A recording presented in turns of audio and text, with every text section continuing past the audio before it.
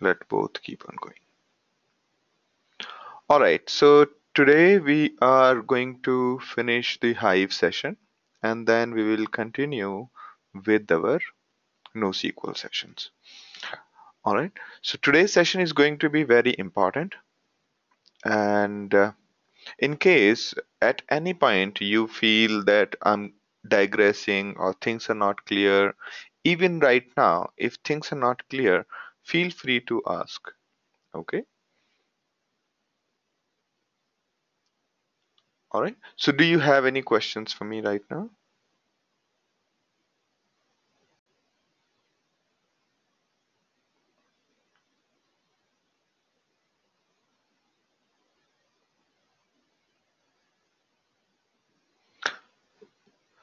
All right. Hello everyone. Hi Amish, Aruna, Basant, Dia, Ingoba, Kalyan, Kirti, Linglin, Nitin, Sandhya, Srinivas, Vikas. Do you have any questions for me before we start further?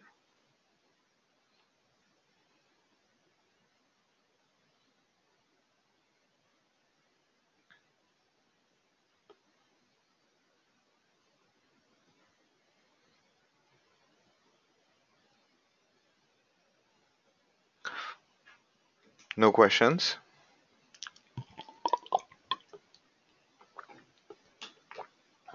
All right.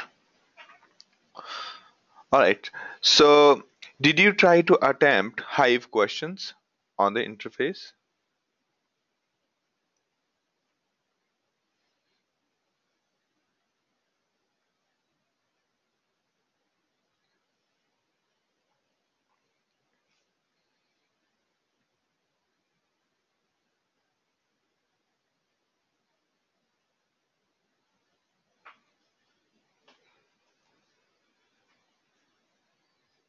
Okay. Okay.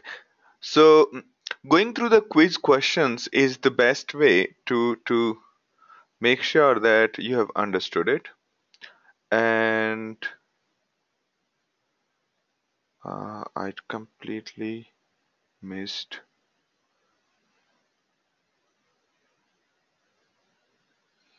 What happened here?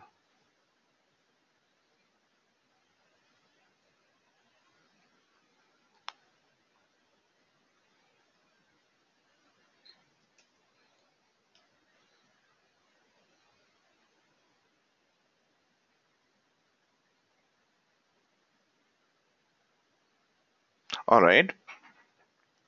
So, cool. So try to attempt the questions. Now, as a general overview, whether you have got what we have understood so far. So let me try to do some on-prompter questions so that we all are aware or are on the same page. Question is, uh, Hive converts SQL query to MapReduce to churn the data in HDFS slash HBase, etc. Number two, Hive has its data storage engine. Hive only stores Hive stores some data in MySQL, etc. Okay.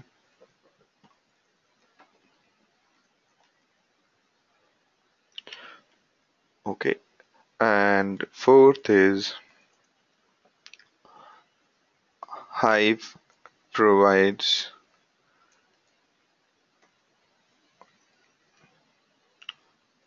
Hive using Hive using Hive we can build CRUD applications.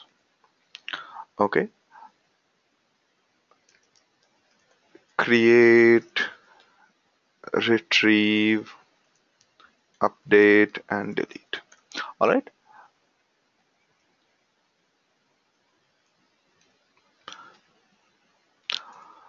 So question is which of these statements are true? Yeah.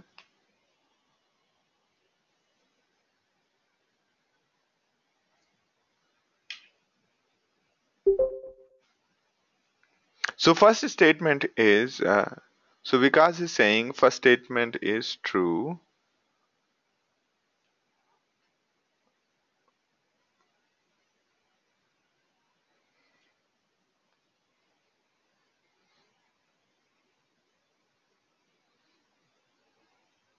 Okay.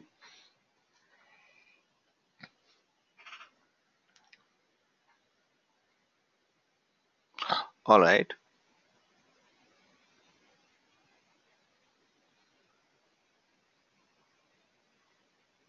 Interesting.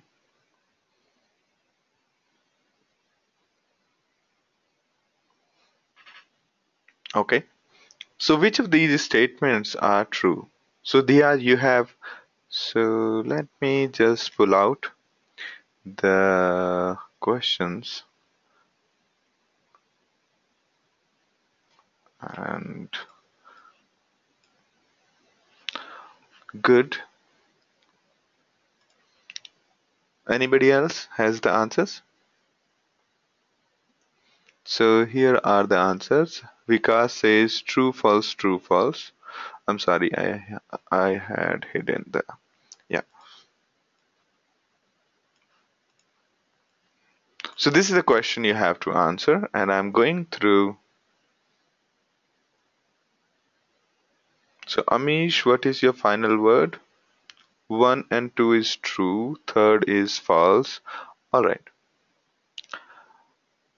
Okay.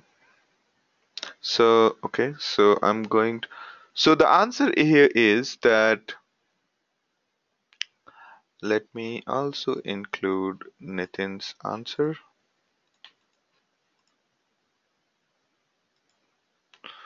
Cool. And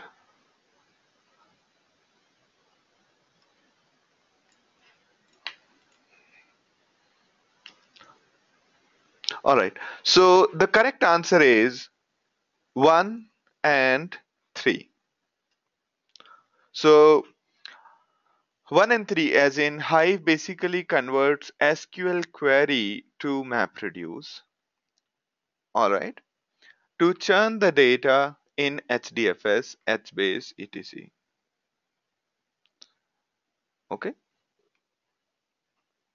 Second is Hive does not have its data storage mechanism. It only stores the metadata in meta stores using any of the relational databases such as MySQL.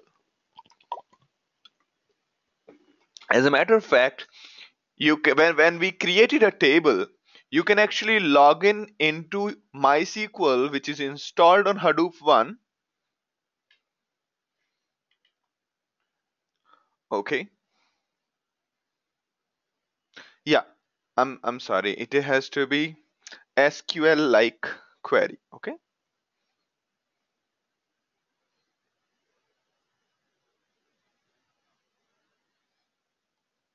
Now I stand politically correct. Okay, and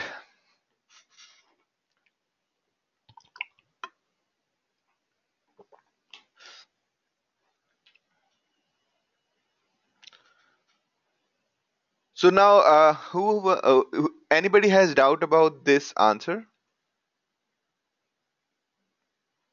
Yeah, in Goba I corrected myself now. All right, I hope that's okay. And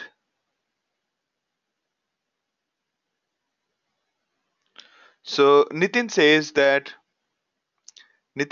that I don't know the fourth one.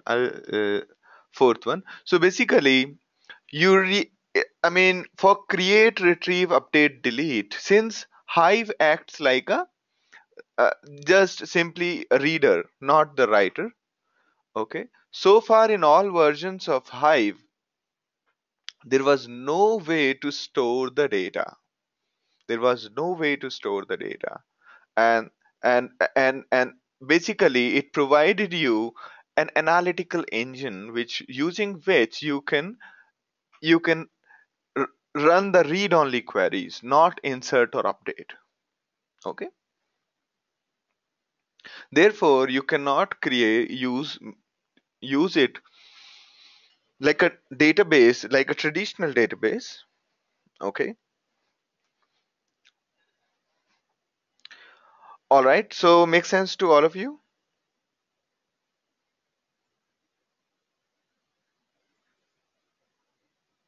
All right, no doubts, right?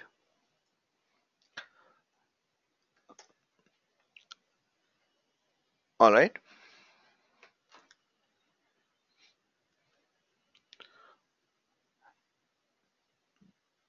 so match the sections. Okay, okay, now first point is A is pig and B is hive. Okay, now you have to match the first this section. Okay, tool sections,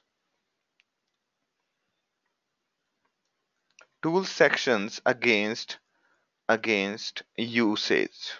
Okay, against usage, need to define tables, need to define the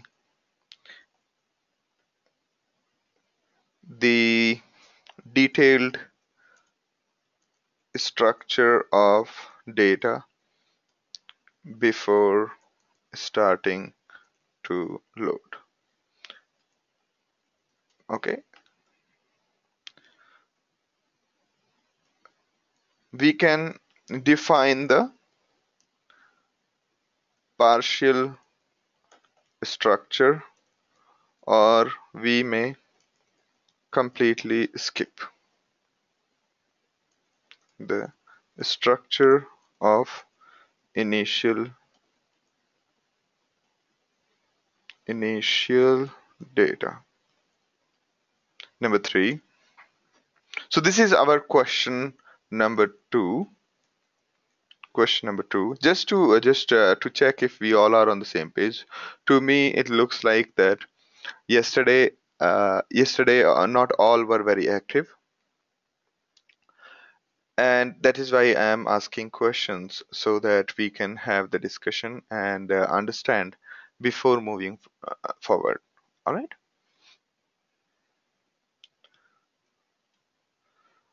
Okay.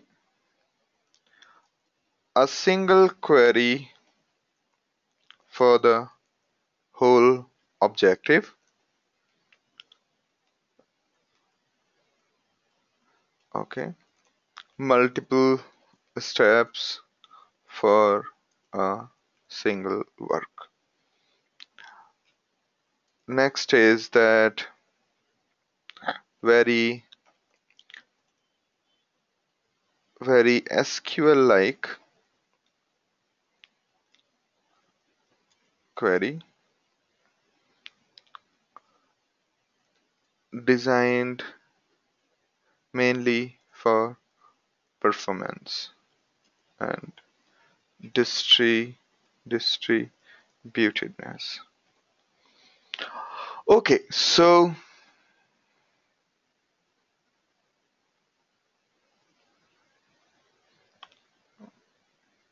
distributedness. Okay, let it be this way. Now, can you categorize these statements? So A will have what and B will have what?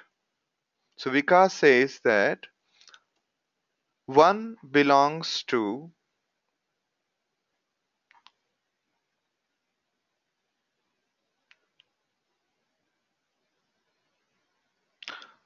okay, let me just say, I think pig hive is better, P and H. Okay, I think let's just say P and H. So Sandhya says 2 and 4 are for pig.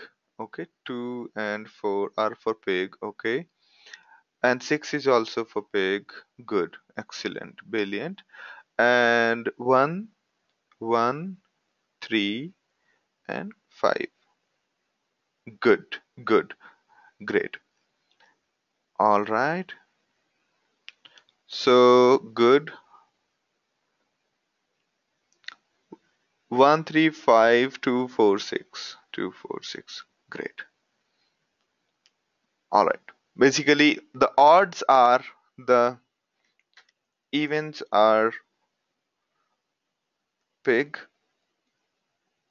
and odds are hive. All right. Brilliant. So everybody is clear about this, right? So now we know that when to use pig and when to use hive. Brilliant.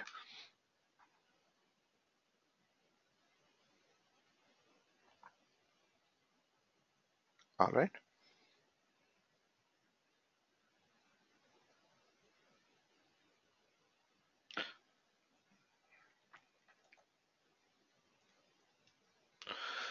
Great. And all right. So I think everybody is on the same page. Amish? Awesome. Awesome. Now there are few things which we left yesterday. We will complete those and then we will have a subjective assignment and then we can move ahead. All right?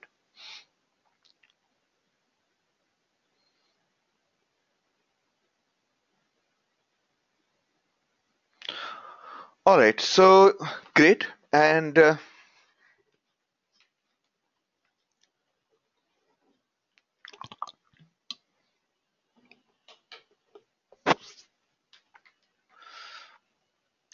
so we talked till the JSON part where if you have to load the data using JSON, you can use this library. We will use this attempt in the project. We will use this in the project. Let me just turn off my phone. All right. So we will use this how to use JSON data in sentiment analysis project. So try to understand this and try to also load the data given to you in JSON format. All right. Now, and some people question that while a table in a database table is a flat structure in the sense that a table can only have rows and rows can have only cells, right? Rows can have various columns. Now, how would you fit a hierarchical data? Hierarchical as in one object containing another, and that containing another. Just like in our normal object, right? In our when we define a class and object, say for example, there is a car object. Car has a steering has a wheel, and wheel has a pipe inside and a cover over it, right? So this way, if you look at an object, is a complex hierarchy of things, correct? While a table is a flat structure whereby it has column and it has rows, right? So that's where the complex data type comes into play. So each cell, instead of having just the primitive type, like primitive as in integer, string, each cell can have further objects. Okay, that's how we load JSON data in our Hive. Okay,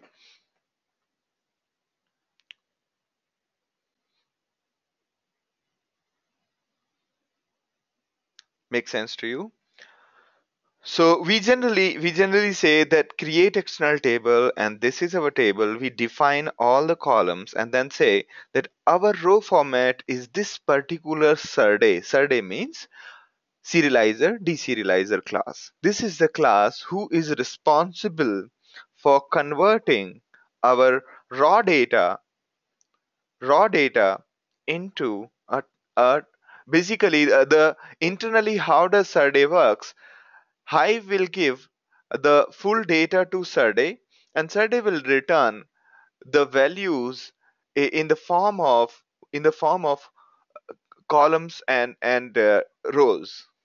Okay, and that will fill into our external table, into our whatever table we are defining. So so similarly, Survey will also do the other way around. Given given a row, it will convert that row into the serializable form of data. Maybe it can convert it into JSON. The other Survey would convert that the row wise data into the XMLs. All right. So that's where these serializer deserializers come very handy. Also, probably for all kind of data types, you will find serializer deserializers in the open source world. Like for example, this JSON Survey is available on the GitHub and is quite popular, although it's not by the main Hive team. Although it's not by the main Hive team.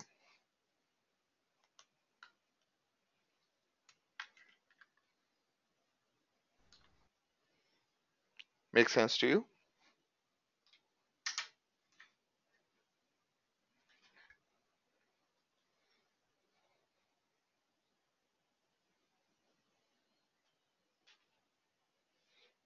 Yeah, the Survey is a keyword which tells that which class to use. Otherwise, if we use separator here, when we say row format, separator something, then it expects here a new line or something.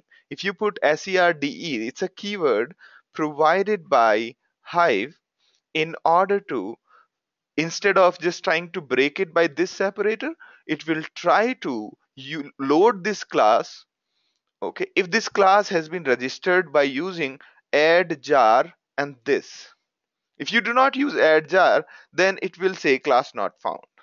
This Survey not found. All right, great. Now there is a little bit complexity when we do the order by. The traditional order by in the way we do in SQL was pretty straightforward and simple because we never worried about optimizing things. We never worried about optimizing things. But when it comes to SQL, it comes to the big data parts, every problem is an optimization problem, right? Now let's take a look at what does order by do. So in here, in case of usual databases, handling the order by was pretty straightforward. It has nothing new in it. But here, the problem with order by was that it was using only the single reducer. And there is a reason for it. Now, what is that reason? If you remember, when we said there are two reducers, right? When we said there are two reducers, reducer 1 and reducer 2. So what happened was our data, the output got separated into two files. Both these files were nicely ordered, but they were ordered individually, right? If you just trying to concatenate them, it will not give the results. And that's what happened. So that's why order by was using a single reducer. Okay. Now, if you try to if you try to use another command called sort by some particular field and also specify how many reducers to use, it will sort your data. It will sort your data using those many reducers, but the end result will not be properly ordered because it will act like that you used n number of reducers and you just concatenated the data. Therefore, sort by X never gave proper results. So sort by X was not supposed to be used that way. Sort by X was good if we had a great partitioner. What is a partitioner? Partitioner governs which keys go to which node, and using partitioner, the way we said that all the values below j, let them go to first reducer, and all the values that are above j, let them go to the second reducer. Now, if the data in both the reducers is getting sorted, which means the first reducer is sorting all the words up to j, and second reducer is sorting all the words after j. Therefore, concatenating those two is quite easy, right? And it will result in a sorted data, correct? And that is where, so sort by X was great if we could define a partition. If we could define that my data range, the way I'm going to split my data is this, okay? And that's where the distribute by X comes into play. So we say that distribute my data by a particular field, okay? So we can say that distribute my data by key, and then whatever column we have specifying, it basically splits the data into n number of reducers. It's basically saying use a partitioner sequence such that the ranges generated by the partitioner are mutually exclusive. So apple and apricot go to the same reducer, while bat and ball go to the another reducer. Okay, it should never happen that apple and bat went to one reducer and apricot and ball went to another reducer. Okay, so to have the mutually exclusive ranges, if you have mutually exclusive ranges, what does it mean? That you can sort individual range and concatenate the data, and that will form properly ordered resulting data. Okay, so basically you have to use distribute by and sort by together, and finally Hive guys realized that they have messed up, and that's when they came up with an idea called cluster by X. Cluster by X basically first partitions the data based on the column on which we are sorting, and then it creates those many reducers, and after those reducers are done, it concatenates the data and gives back to the user. And that's where the cluster by X comes into play. So order by is in fact a cluster by.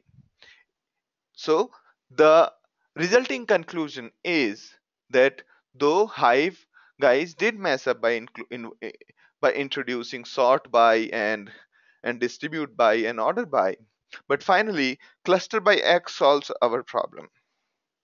Okay, so if you are okay with having a single reducer, use order by. If you're not okay with that, use cluster by.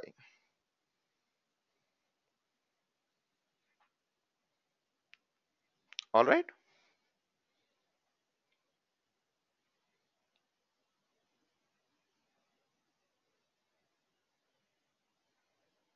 Okay, so Aruna's question is, okay, let me ask you that let me ask you that, you remember our word count problem?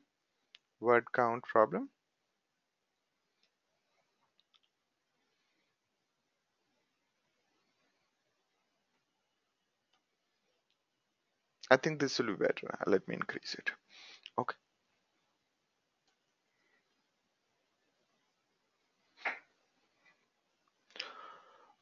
Okay, just a minute. I just remembered that Hive questions in quiz related to what was that Hive quiz is wrong. Yeah, I think I have lost it somewhere. Need to look at it. So somebody raised a question yesterday that there is some quiz question which is wrong in Hive, and I need to look it. And yeah, I think okay. So that was big question. And what was that question about?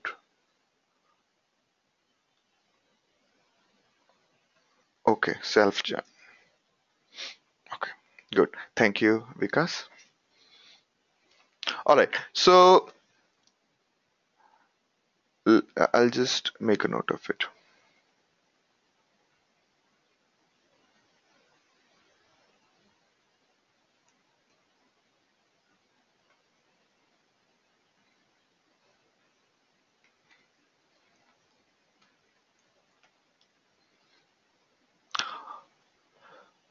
All right. So in case of our word count problem, if you remember, there was our big.txt file. We did word count. It generated part 00 something, and it was key and the value. And the result was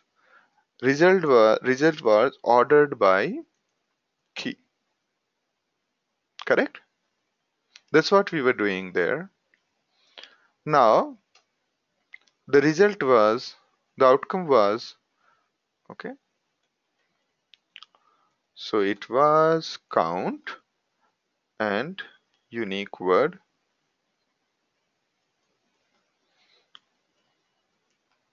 All right. Now, so in that example, everything was great until there were one reducer. Okay. In word count problem, this is what happened in case of single reducer. Now, the moment you create two reducers, what was happening? Two reducers. So same thing, but we had part 00 and we had part 001. Okay.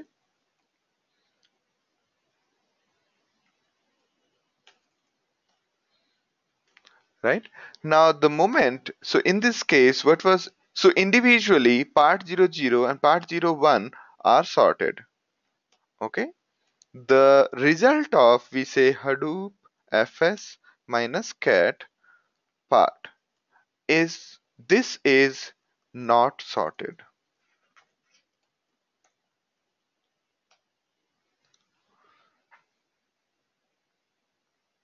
Why? Because,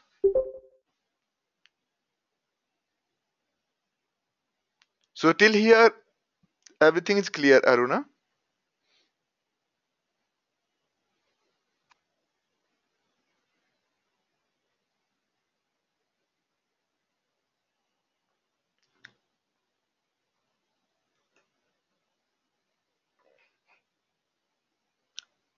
Are you able to hear me?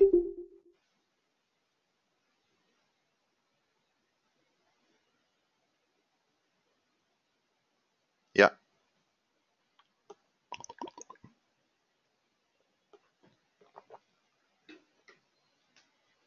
I think Aruna's network connectivity is gone or my is flickering.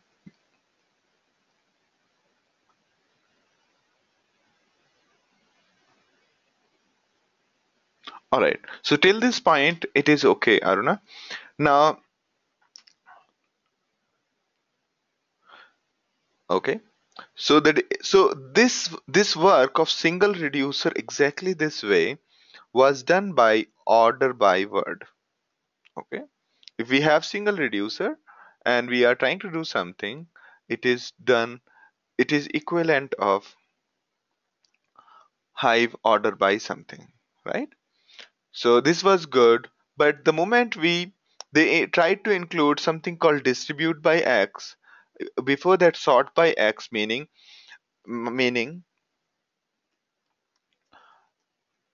sort by X, meaning have multiple reducers. Okay, and that's where these problems started occurring. Okay, the result was individually the parts were sorted, but when they combined, it was not sorted. Now so then they included something called, so the way we did was we could do the same thing with a partitioner, two reducer and a partitioner. And the approach above is same, okay? plus partitioner decided that all the words up to starting with J or above would go to second reducer, and rest will go to first.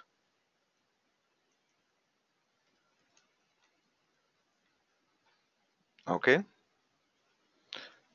so that's the job of a partitioner, correct?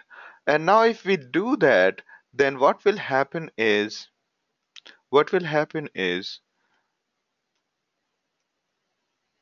the individual parts. So we'll have here, it will be starting with 0, 1, 2, 3 something. All the words up to J will be here.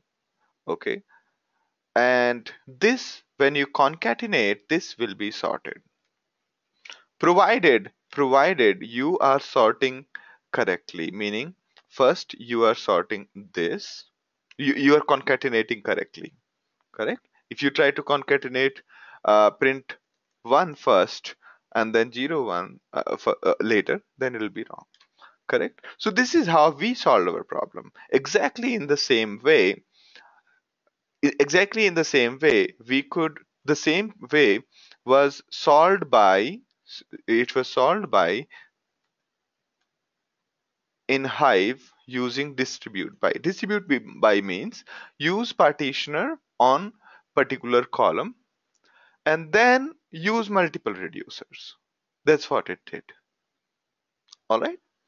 And for that, when they realized that this is working fine, so they uh, intro- introduced something called cluster by. Did I confuse you this time? Cluster by, which does the both the things. So the conclusion is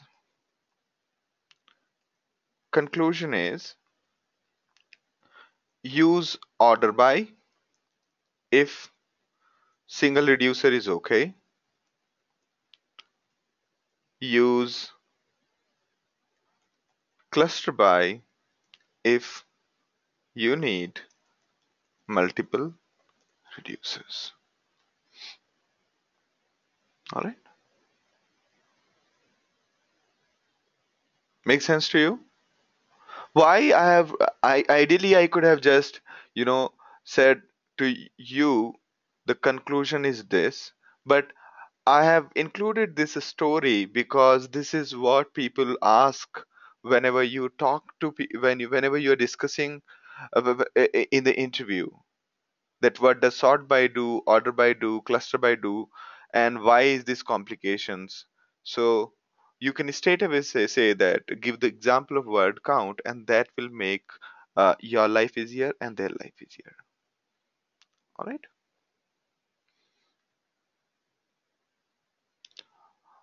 All right, great.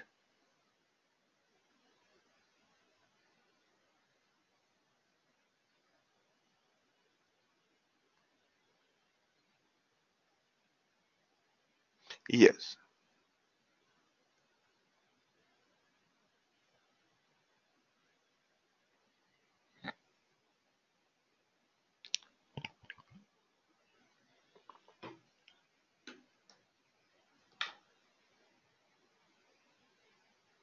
Correct. So I think what Amish Shah is suggesting, I think that would be better.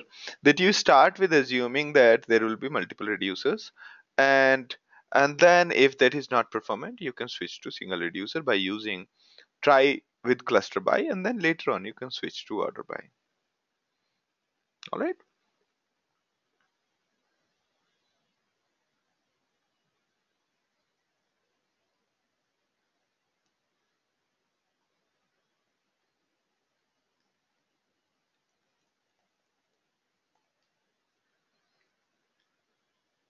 great.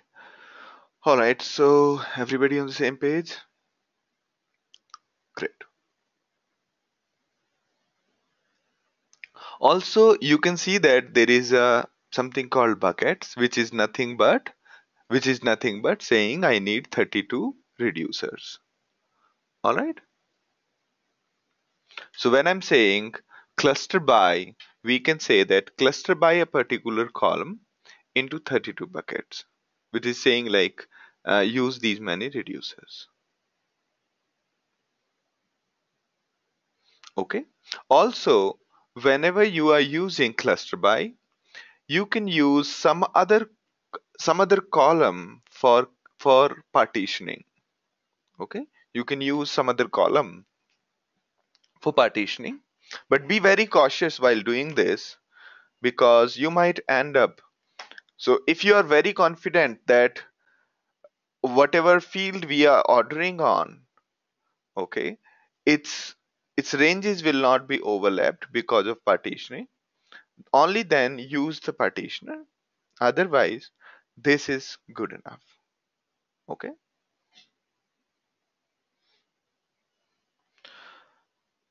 Okay. Now a little hands-on.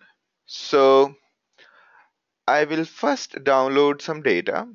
So I have you know that you can download any file using wget, and if you say wget minus r, it will download the whole website for you. Okay, so you can use wget and then download this movie lens data. Movie lens data is nothing but ratings given by the users to various movies. Okay, so it's a sample data provided by a university, and this person has grouplens.org has created a lot of ratings provided by the users. So this data is available for us to churn. So you can download either 1 million ratings or 100K. And here both the ratings are available to you. And I've already downloaded this data into my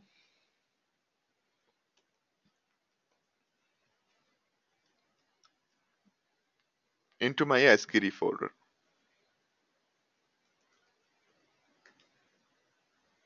All right, into my ASCII folder.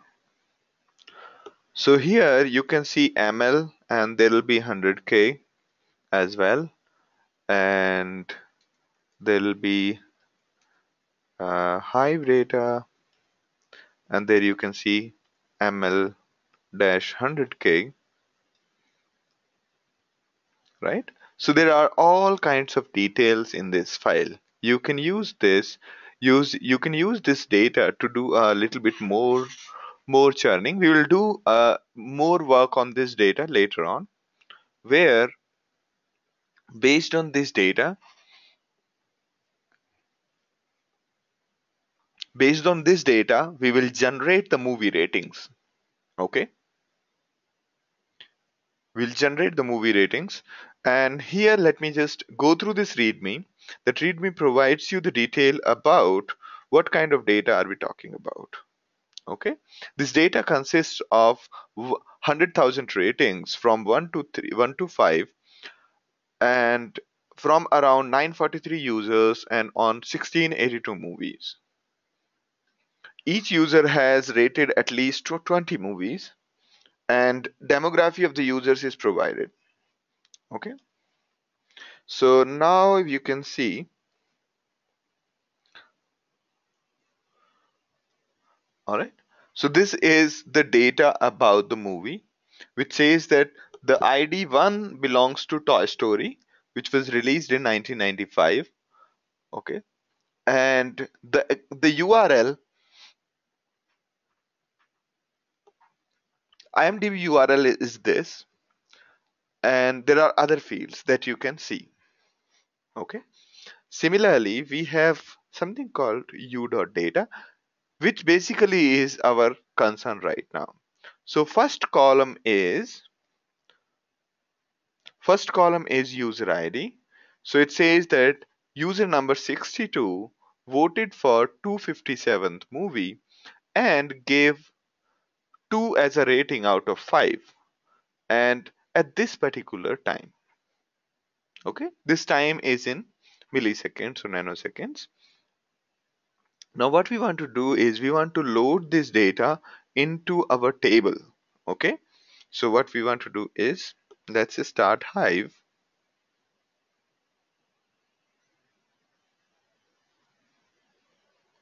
and I'll just delete this table, drop table. Okay, and now let me just go to my database also and drop the old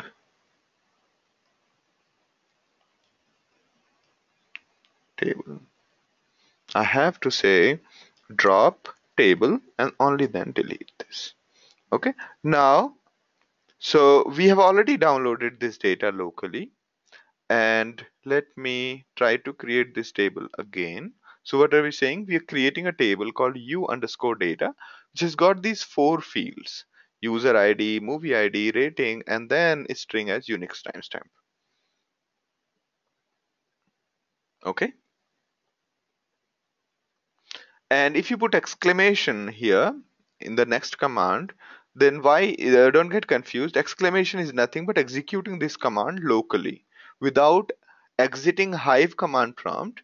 You can execute the you can execute Unix command from there. So now you can see we have created this table called u underscore data. Perfect. Sounds good to you? You can do the same thing from Hue also.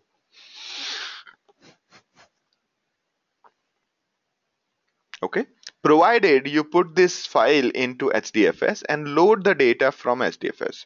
We will load the data first from from so basically, if you download this file locally, unzip it on your desktop and then upload it into HDFS using Hue, then you don't have to say local while loading. Okay, so we created a table. Before that we had downloaded the data, and after that now we are loading this data. Okay, we are saying this. So it says that, okay, load data in this path. I think load data local in this path.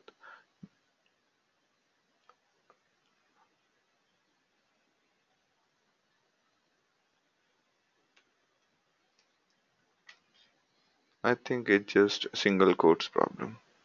So do you see anything wrong with it?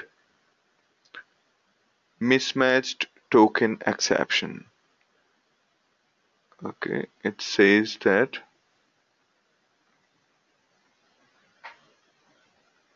that's not a problem.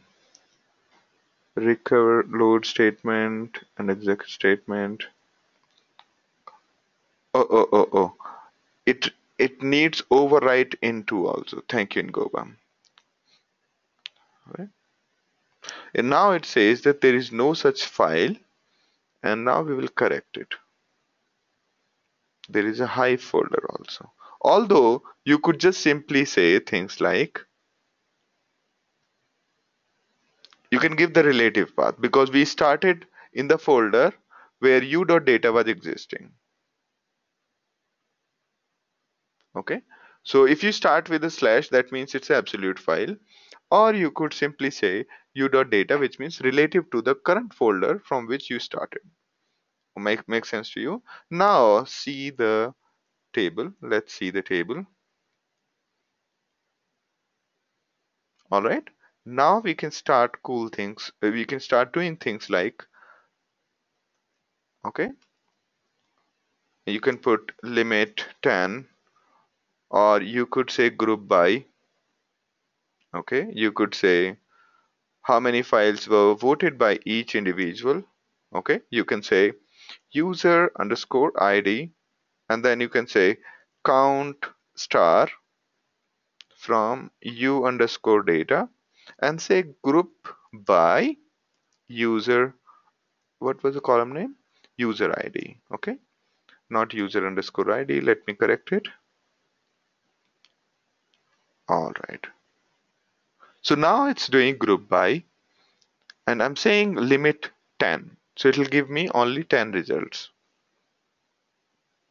All right. But limit 10 has no impact on overall computing. It's not just taking 10 records and then starting to do things.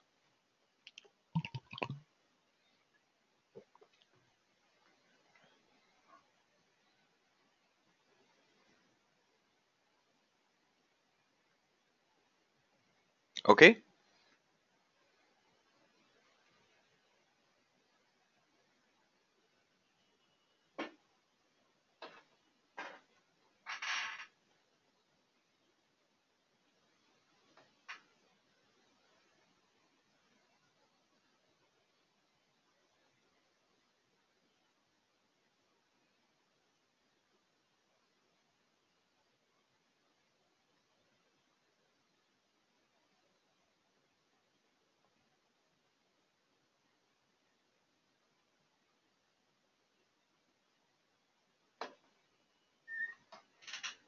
You can see that the first user has voted for 272 movies and so on. Okay.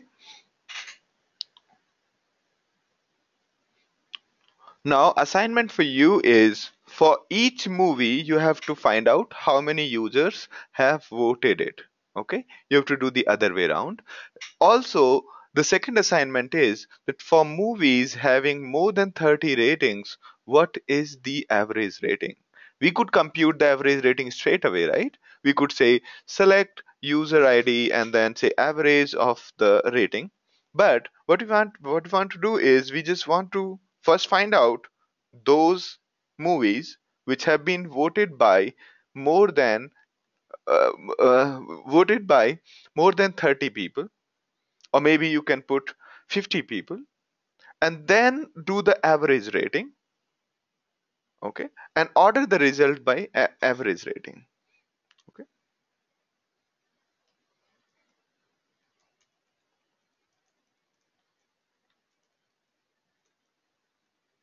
I will update this.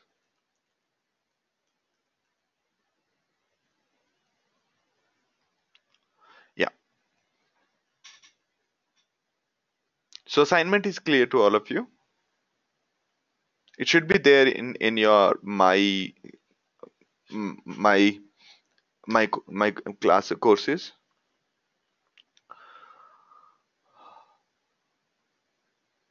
So all right, so everybody is clear about this? No?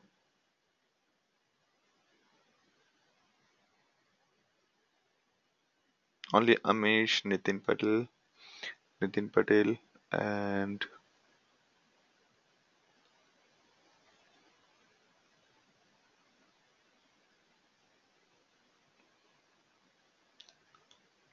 all right, great. So I think this would be easier for you. Probably, I'm assuming almost all know SQL little bit.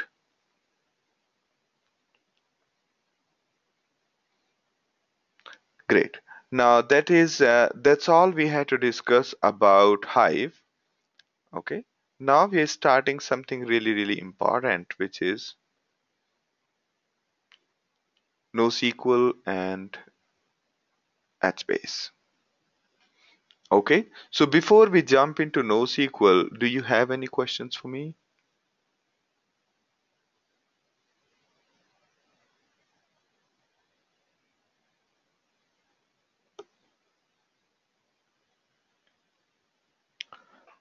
No questions? All right.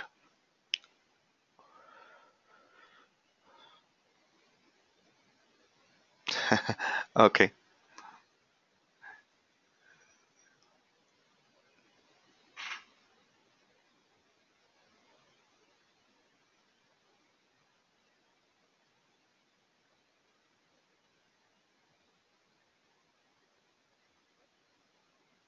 So Aruna's question is, how much time do we have to complete them? Ideally, you should try to do it by the end of before next session, because that way we can have a fruitful discussion, and and it's not too late, because if you try to stretch it a little bit later, you will forget what we discussed today.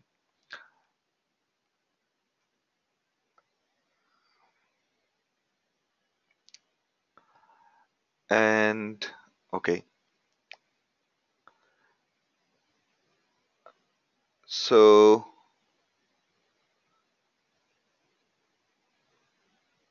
okay, so but you can submit your assignment before the project submission. You can see that there is in my courses there is a deadline for submitting the assignment. You can see that, and that you can use. All right. So yes, I like the command prompt, and I have been using command prompt for like 15 years now. So I have gone good at it.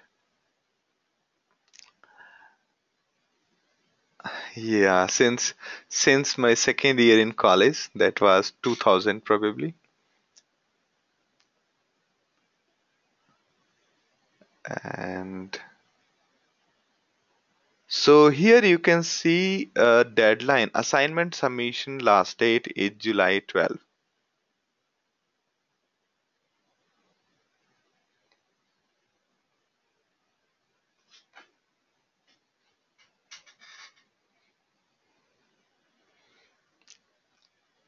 All right. And so that answers Dia's question.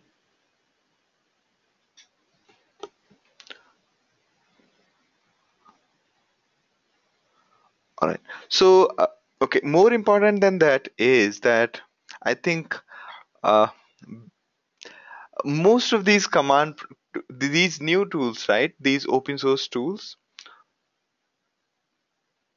Yeah, that was my childhood in the career, for my career. Yeah. So, yes. So there is one final deadline, but ideally you should finish the assignment before the next session starts. Okay. So, which means you have 6 more days to finish the questions what we have discussed today. Okay. So that I can help you out if you get stuck somewhere. Okay. The way I try to help all of you is by giving hints. And that way I think most of you are able to solve your problem so far. And yeah, so that is, I mean, by struggling a little bit and being little bit cued is the only way to learn. Either uh, if I'm giving you too descriptive and too spoon feeding way of doing things, you will not learn really well. Or if I'm not helping you out at all, that also will be very uncomfortable and you will lose the interest. So that is why I generally try to give the cues here and there, and then that helps most of you. Okay, that's my personal experience, and I do it for two reasons. First, uh, if I just give you the clues and I just give you the hints, then my response time is better, but I can do it from the mobile or anywhere.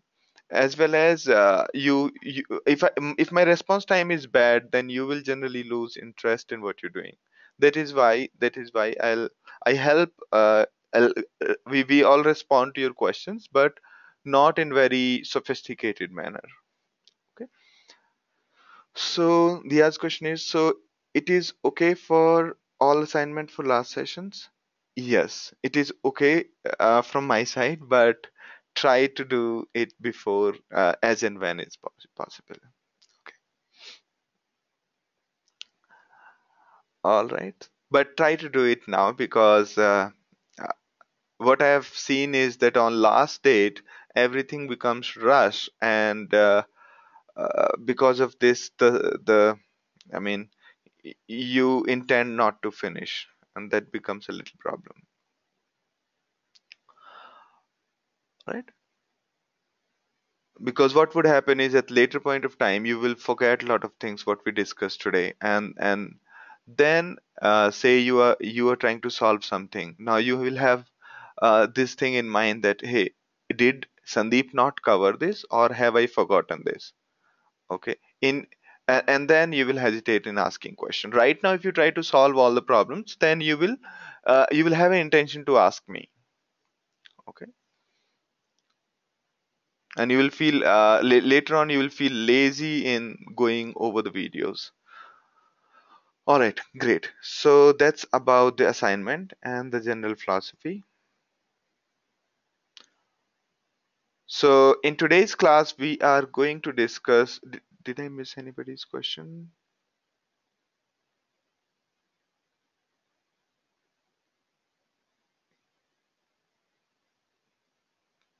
All right. So, okay. So why do people study NoSQL is if you don't know SQL, you can confidently say that you are expert at NoSQL in your resume, of course. And so that's probably why people read NoSQLs these days.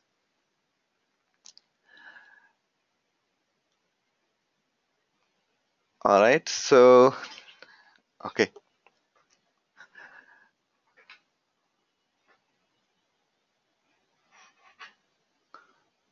I hope everybody got the joke. So you can also say, if you don't know SQL, you can also say confidently that, yeah, you are expert at it. All right. So before we move on to what exactly is NoSQL, let's differentiate between scaling out and scaling up. This diagram probably is a good representative of. So there was one person. So the story is there was one person having a single card, and suddenly he got a lot of demand. Okay, of carrying more people or more stuff in his cart. So he had two choice. One is scaling up, that is selling the horse, buying an elephant, and carrying the people around using that cart. Okay. Now, second option was scaling out, meaning buying more horses and then pull the cart. So these are the two options, or these are the two things he could do. Those people, those who moved to the first route, whereby buying an elephant, are the people who basically beefed up their oracle, and those who moved from a single cart to multiple single horse to multiple horses, they they are the people who moved on to handle the uh, you know the larger load such as Amazon. Okay, so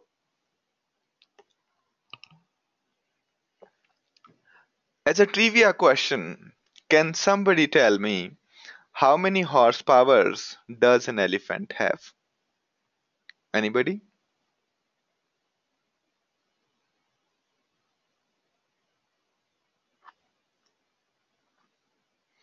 So how many horsepowers does an elephant have?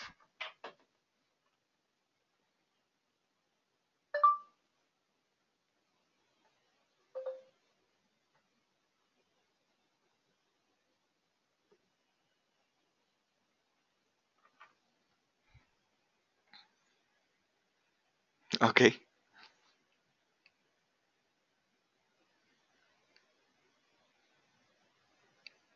so 10 elephants, Nitin Patel, and okay.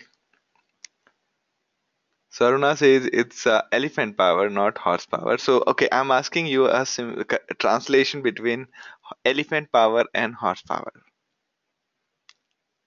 Just a random idea. I'm just trying to see how well you understand it.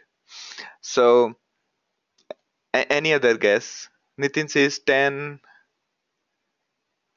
around 100 horses in one elephant. I think that's a little exaggeration. Ingoba says 5 horsepower. Okay, anybody else? 50. Okay. So,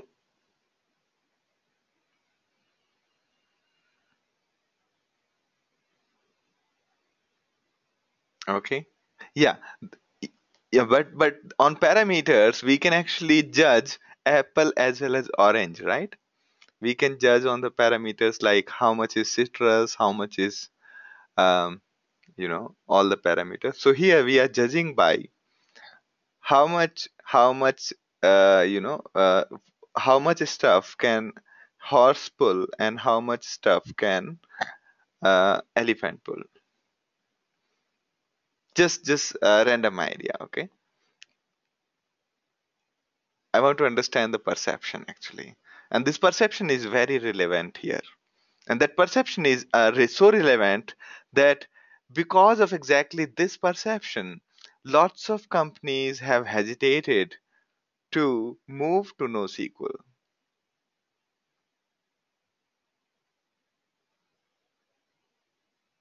All right. So, to everybody's dismay, the horsepower of an elephant is close to two horsepowers. Hardly two. Can you believe that? Hardly two. And if you do a research, you will find that an elephant is actually something between 1.5 horsepower to 2 horsepowers. Does that surprise you?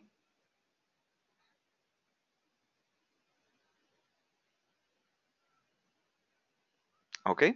So, although elephant looks bigger and everything, but in the end, the amount of power it gives you is less.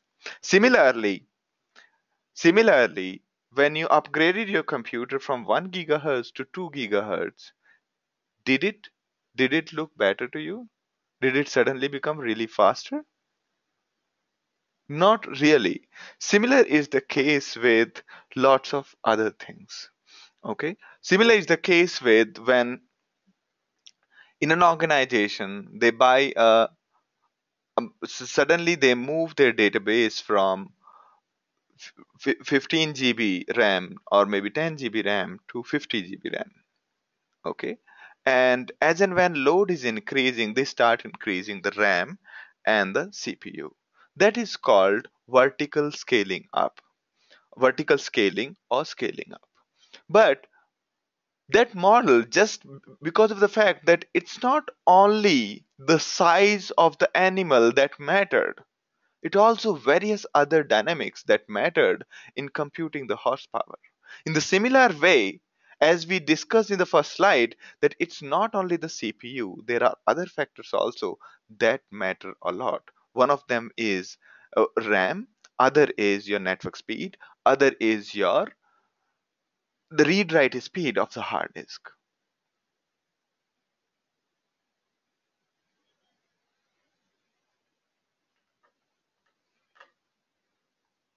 Okay, so as a matter of fact, if you have increased your computer from 1 gigahertz to 4 gigahertz, it does not prove that your stuff will get done 4 times faster. All right, so that is the reason why I was asking you about the horsepower of an elephant. So the perception value and the reality is a fairly big difference. There's a big difference between perception value and the real value. Now, coming back to the scaling, so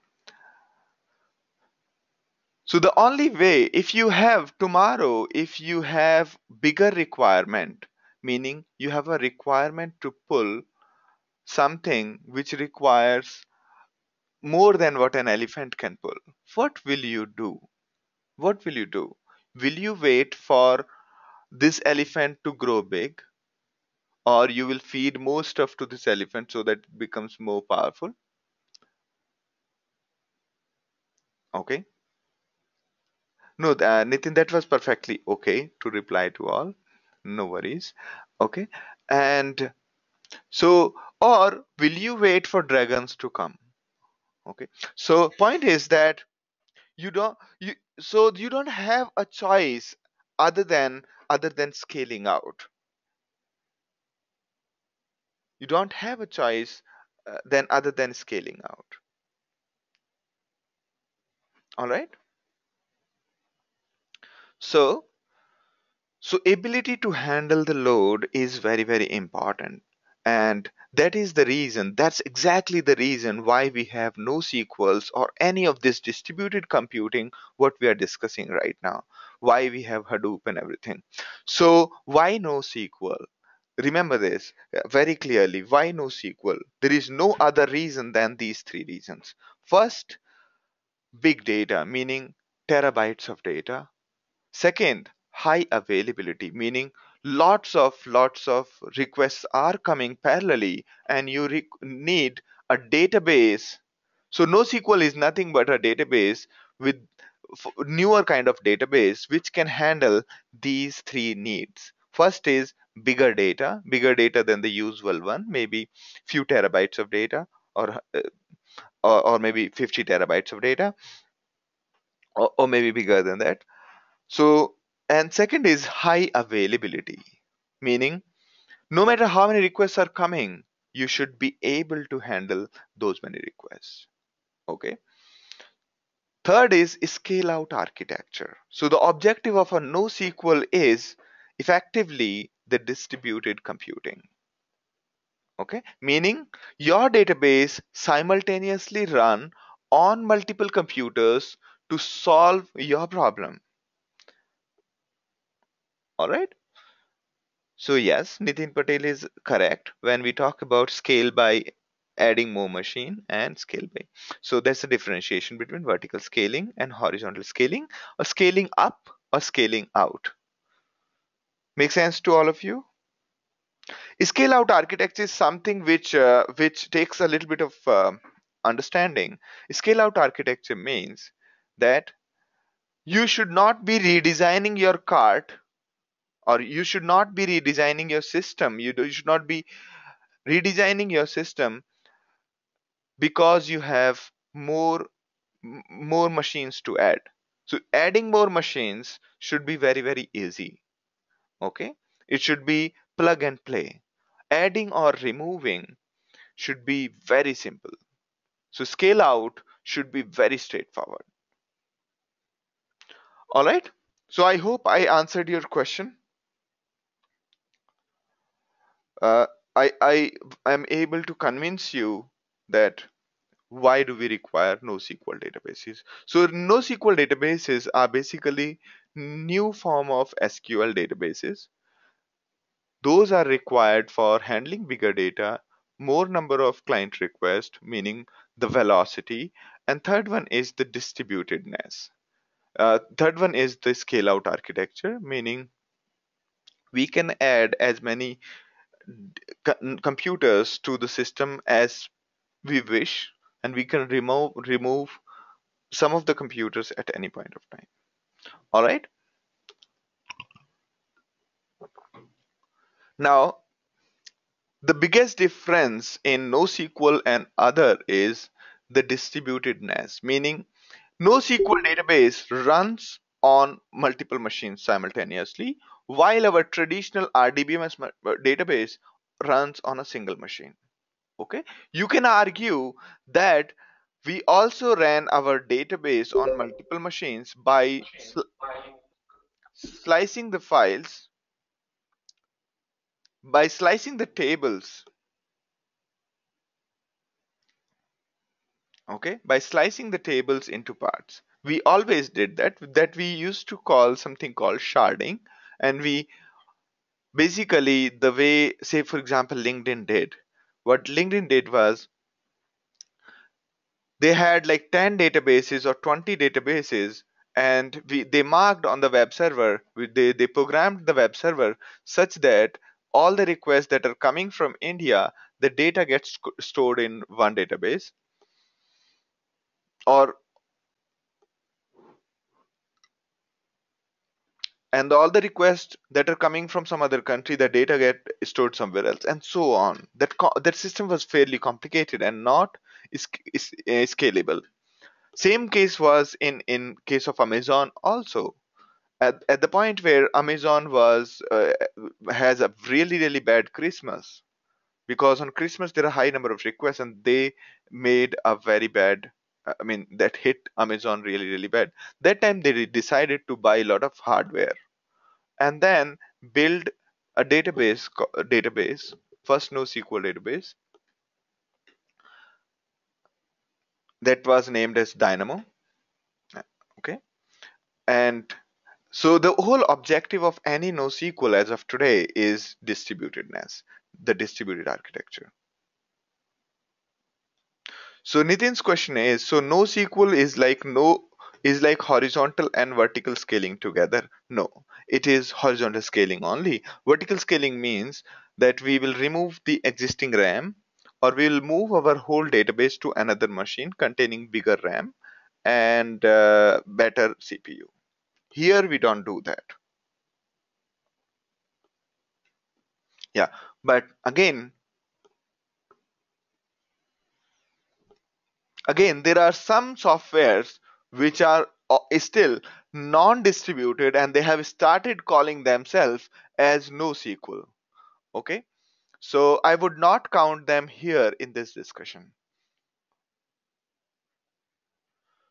So a NoSQL database has distributed architecture, and now the moment we say distributed architecture, everything changes.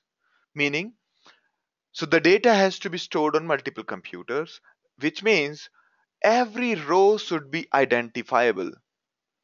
Okay, and so each entity should be identifiable so that we know which data went where, and that's where the idea of an ID comes into identifier comes into play. Okay, in our relational database, having an ID or having a primary key column was optional, but almost every NoSQL database has an ID, whether no matter what database is it. Okay, so for each record there is an ID. Now, this presentation of a record might be like a JSON. Okay, like it might be in various kind of formats. Okay, a record, the definition of record could vary from one database to another. That's a different matter. And because this definition of record is not like SQL where the records definition is fixed, every record is supposed to have equal number of columns, and every record is supposed to have same data type. That is something not valid in NoSQL databases. Okay, that varies from one database to another. So NoSQL database is generally non-relational. All of these properties, right? All of these properties are derivative of the fact that a NoSQL database is distributed. Meaning, if you have a database distributed, meaning one record is on one computer and other record in some other computer, which and because of these kind of problems, it's impossible to maintain the relational properties of data, such that primary key, foreign key. Okay, so therefore almost all NoSQL database are non-relational in nature. Now, when you come up with a new database, when you come up with NoSQL new kind of database, there is no other way to proliferate it. There is no other way to propagate it than going open source. Because a database is an entity where you put the data and the data is locked inside the database. Now, tomorrow, if this database goes out of business, if this database company shuts down, what would happen to your data? That's exactly the fear that everybody has, and therefore openness of the database is inevitable. If you are coming with a new idea which involves creating a data lock-in, if you don't have open source as of today, you cannot move forward. Unless, of course, you are Oracle, Microsoft, SAP, or some other big name. Therefore, almost every NoSQL database is open source. All right. Horizontally scalable, we already discussed it. Schema free. So why schema free? Because as we said that the definition of record is All right, and we will talk about these things later on also.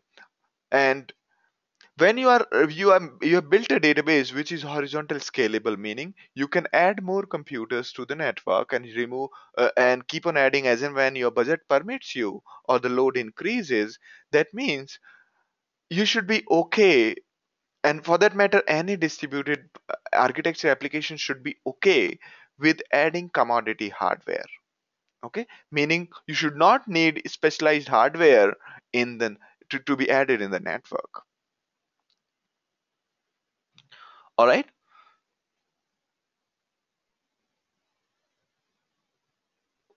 So Nitin's question is, I'm not still clear with NoSQL database. Anybody else with that doubt?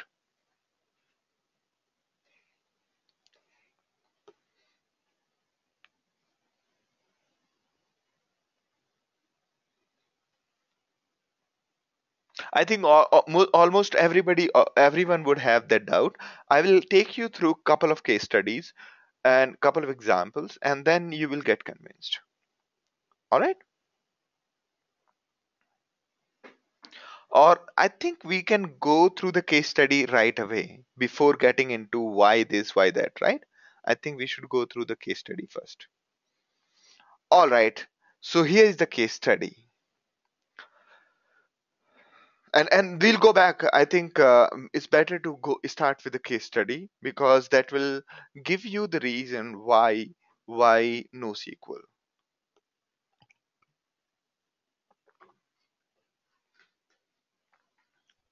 So in 1995 or 2000s, you can say 2000 to 2004, 5, 2003, and so on. This was the story. So you have this brilliant idea, you raised a seed fund, or maybe you are a professional organization already, and you built this brilliant product which everybody is going to use. Now, on day zero, you do the initial public launch, meaning now everybody is like excited and you have called the press and you have launched the product. And before launching, you just moved your product from local workstation to shared, as in to DMZ. DMZ is demilitarized zone where the data is accessible to the World Wide Web over the browser. And okay, and you have this great MySQL instance with perfect schema and everything in just beautiful. And let's assume that it's an e-commerce website. You did an initial public release, and now just as you did all the kind of PR and people started referring about your service that this is a brilliant service you can buy from here. Now service is becoming popular and lots of reads are hitting the database. Lots of people are loading the the mobile page again and again. Mobile page as in they're trying to buy a phone or doing something, buy a book or something. There are too many reads hitting your database. Every time every time a user is requesting data, the request is going till the database. Now you come up with this clever idea that let's do the way the world has been doing forever. We put the memcached. Memcached is a caching solution which runs in the network, and you can run memcached on maybe multiple machines parallelly, and it basically caches a lot of data into the memory, and it has various algorithm like how to expire the old data and how to keep the new data and so on. So memcached is a cache solution, and if you are managing website you would be already aware about what is memcache. Okay, now if you look at the caching, what is caching? Caching basically makes it possible to read from somewhere else other than the database. So now, the moment you have the copies of the data here and there, that means you do not have the acid properties. The data is replicated and it's not strictly relational anymore. Why? Because imagine this, there is a request coming from the user for updating the data, and there is another person reading the data. Now, second person, even though might come after the first person, what would happen is it would take some time. It would take some time for the data change to reflect till the cache. So refreshing the cache will take some time, and in the meantime, the users will be reading the old data. So effectively, you have you have introduced inconsistency. The moment you brought cache in, you brought the caching solution such as memcached, you started introducing inconsistencies in the system. Okay, inconsistencies meaning C of acid, A for atomic, C for consistent, I for what was that, D for durable, and I for what was that, Mm, I for isolation. Okay, so in acid properties are already lost. If you are from relational background, you will say that this is stupidity, we should not be doing this. Okay, so now, okay, fine. This kind of inconsistencies is sort of okay for your business needs. Now, next thing, the service still is growing in popularity. Some people posted it on Quora, and other people posted it on Twitter and here and there. And now service is growing popular day and night. Your management is happy, but on the technology side, the the there are too many writes hitting the database. The database is actually crying at this point of time, because because you solve the problem of reads, but there will be lots of writes happening, right? People are asking questions, people are there are other people who are adding products continuously, and so on, or people are placing orders parallelly. Now, as people start placing the orders, there'll be too many hits in the database. Now, suddenly you buy an elephant and replace your horse, meaning you basically scale up your MySQL database by buying really beefed up servers, really high end servers, such as with 16 cores and 200 GB RAM, and really fast hard drives, and costly ones. So you put this money of investors into this, and this becomes now you are pretty happy that you will be able to run it for quite some time.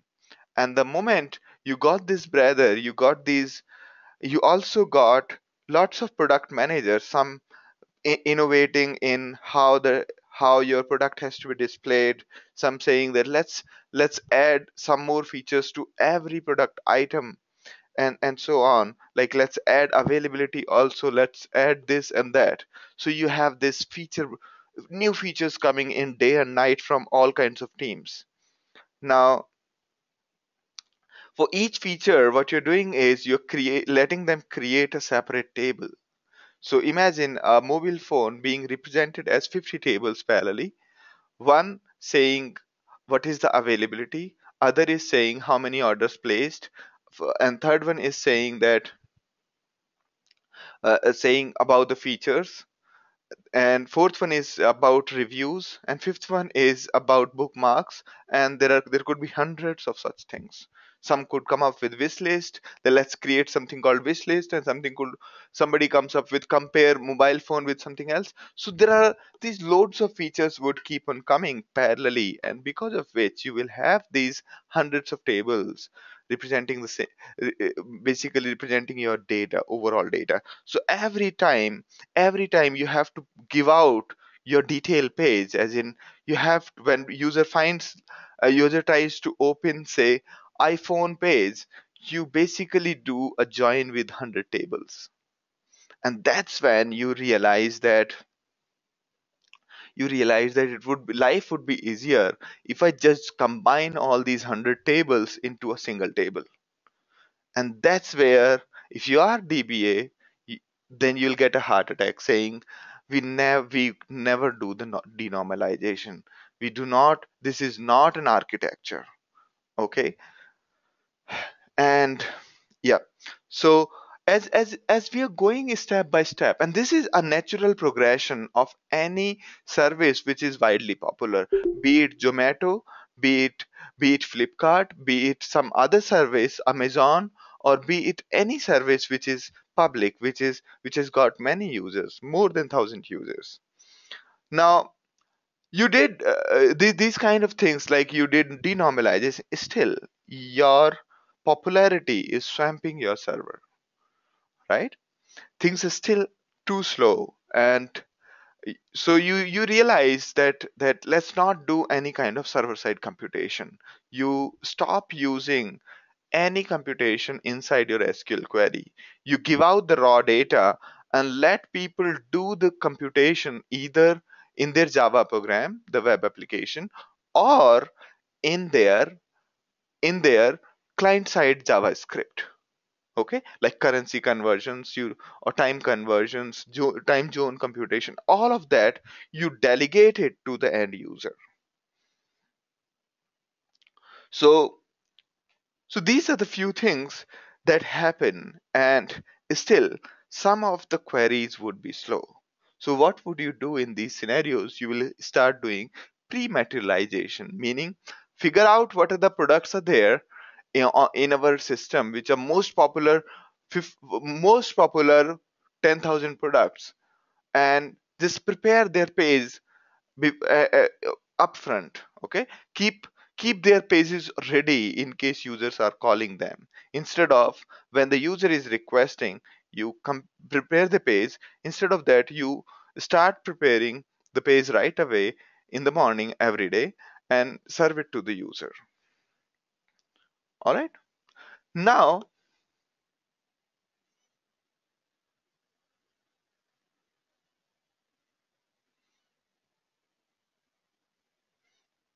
Correct, Kalyan. There would be similar kind of things would have happened, but in today's time, these technologies have evolved into NoSQL. If a company still is using solely a relational database, then they cannot survive with so many requests. All right. Now, so some queries still be. Now the reads might improve because of you did the pre-metallization. Anyway, pre-metallizer or caching is almost a similar solution, and both introduce inconsistencies. Now, reads might be okay, but writes will keep on getting slower and slower. Why? Because there'll be indexes. Okay, if you don't have indexes, reads will be slower. If you create indexes, if you are writing the data, updating the records, then updating the records will be horribly slow, because on every update it will update the indexes, and that's horribly slow. Now, so what you do is you start dropping the secondary indexes. Okay, because if you have 5 columns and there could be any permutation of 5 columns which we want to do, then we there could be how many, there could be 5 factorial secondary indexes. Okay, there could be so many secondary indexes on a table. All right, and therefore dropping secondary indexes is sometimes wise idea. Now, by end of this you would have realized that because of the load, because of the user demand, because of scaling because of there is a lot of data, and a lot of new developments are happening. What has happened is our traditional model collapsed. Okay, traditional model of handling data completely collapsed. And if you see clearly that whatever database provided us acid properties, we destroyed that in the second step here. We basically said we don't want any more consistency. Similarly, later on, you have even denormalized data. The relational, primary, secondary, or you say foreign key relationships, all of that, you've just removed it. You don't need it. Then you stopped you doing server side computation, meaning you dropped triggers, indexes, and you also dropped the idea of having stored procedures. Okay, so when you if you look at it closely, what you have done is you have stopped using all the functions of database and start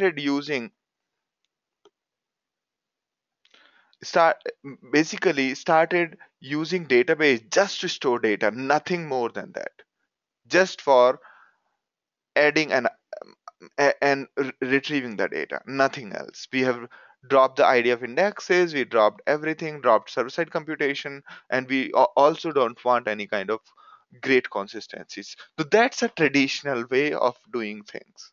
So that's when they realize that what what is missing is a database which can handle such a load without any complication. Okay,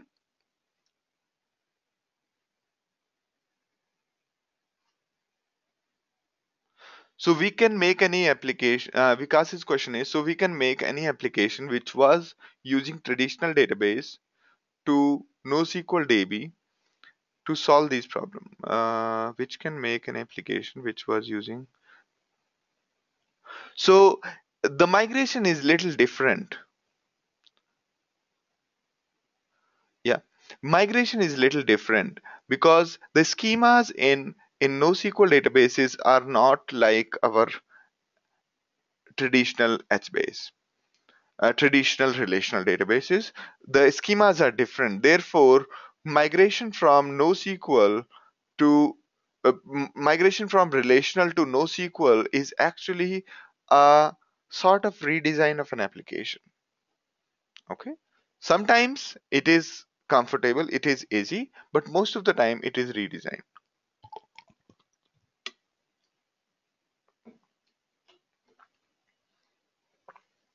All right.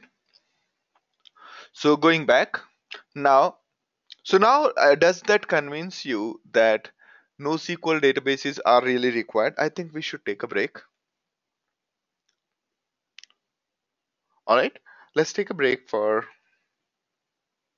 10 minutes and okay, break for 10 minutes and back by 10:11 p.m. IST.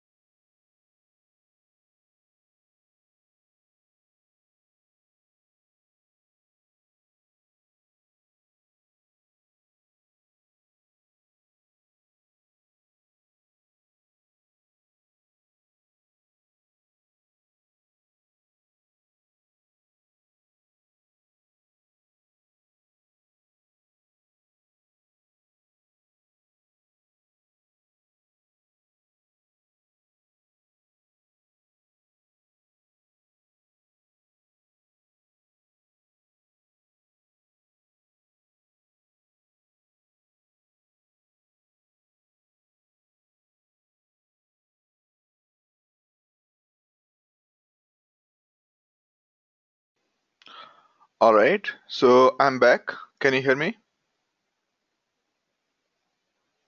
So I was supposed to say 10:21 p.m. and I said 10:11 p.m. Okay, so I'm back.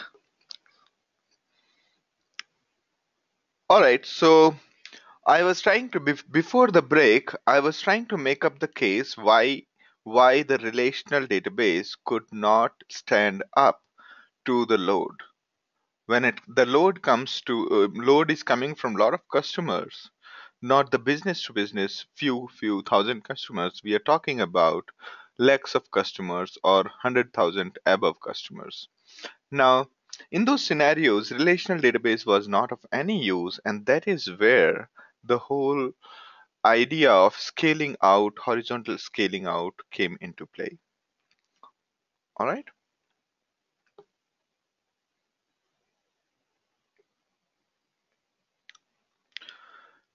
All right. So we talked about what do we mean by NoSQL databases. NoSQL databases are those which are for handling big data and for high availability and scale out architecture. And these were the general properties of NoSQL database. Now, there are many kind of NoSQL data stores. We call it stores, not database generally, because not as I mean to qualify for being called as a database, there are many things a data store has to provide. Anything, it has to provide a query language, it has to provide a way to manage various kinds of tables and permissions, authorizations. So only then a software is called a database. Otherwise, it's just a data store. So around 90% of 99% of NoSQLs are actually data stores. Okay, these do not qualify to be called as full-fledged databases. All right, that is why we always address them like NoSQL data stores. What is a NoSQL data store? Okay, so we have already talked about it. So the types of NoSQL data stores is there are four kinds of data stores. One is column oriented, okay. Other is document oriented, and there is a key value oriented. So column oriented means the data is stored as columns, okay, or wide columns. We'll talk about these properties later on. What does it mean by column oriented or anything? But column oriented or wide column are the ones which are actually very close to our traditional relational database. Okay, they generally look like tables to us. All right. Then there is something called document databases. Document databases are great when you want to store large objects. Okay.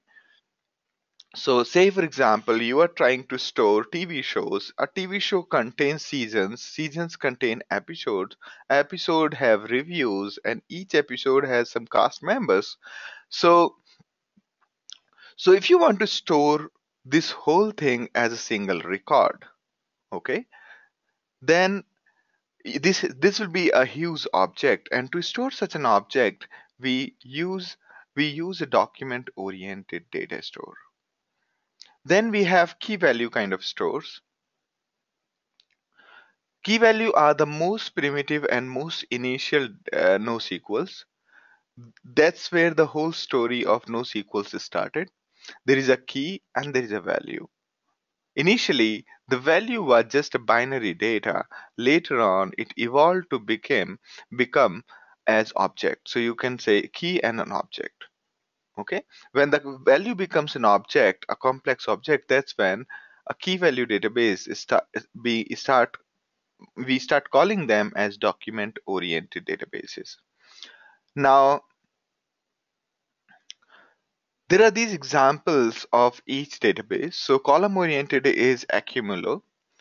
We will talk about HBase, and HBase is sort of column oriented, but it's actually something called column family. We'll keep this definition for later use. And Okay, so and also,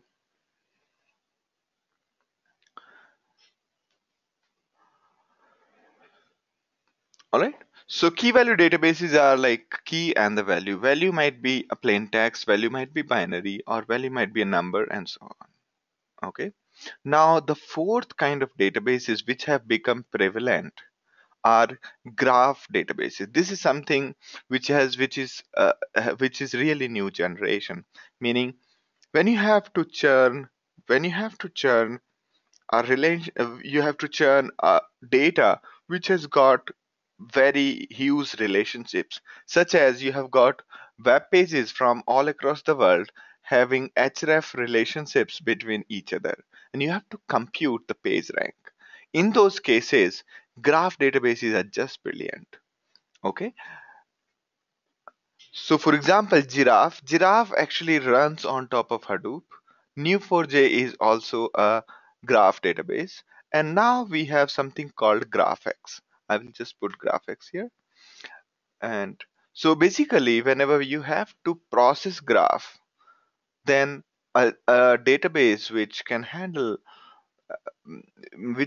these complex relationships matter a lot. For example, Giraffe can solve the PageRank algorithm in around 5-6 lines.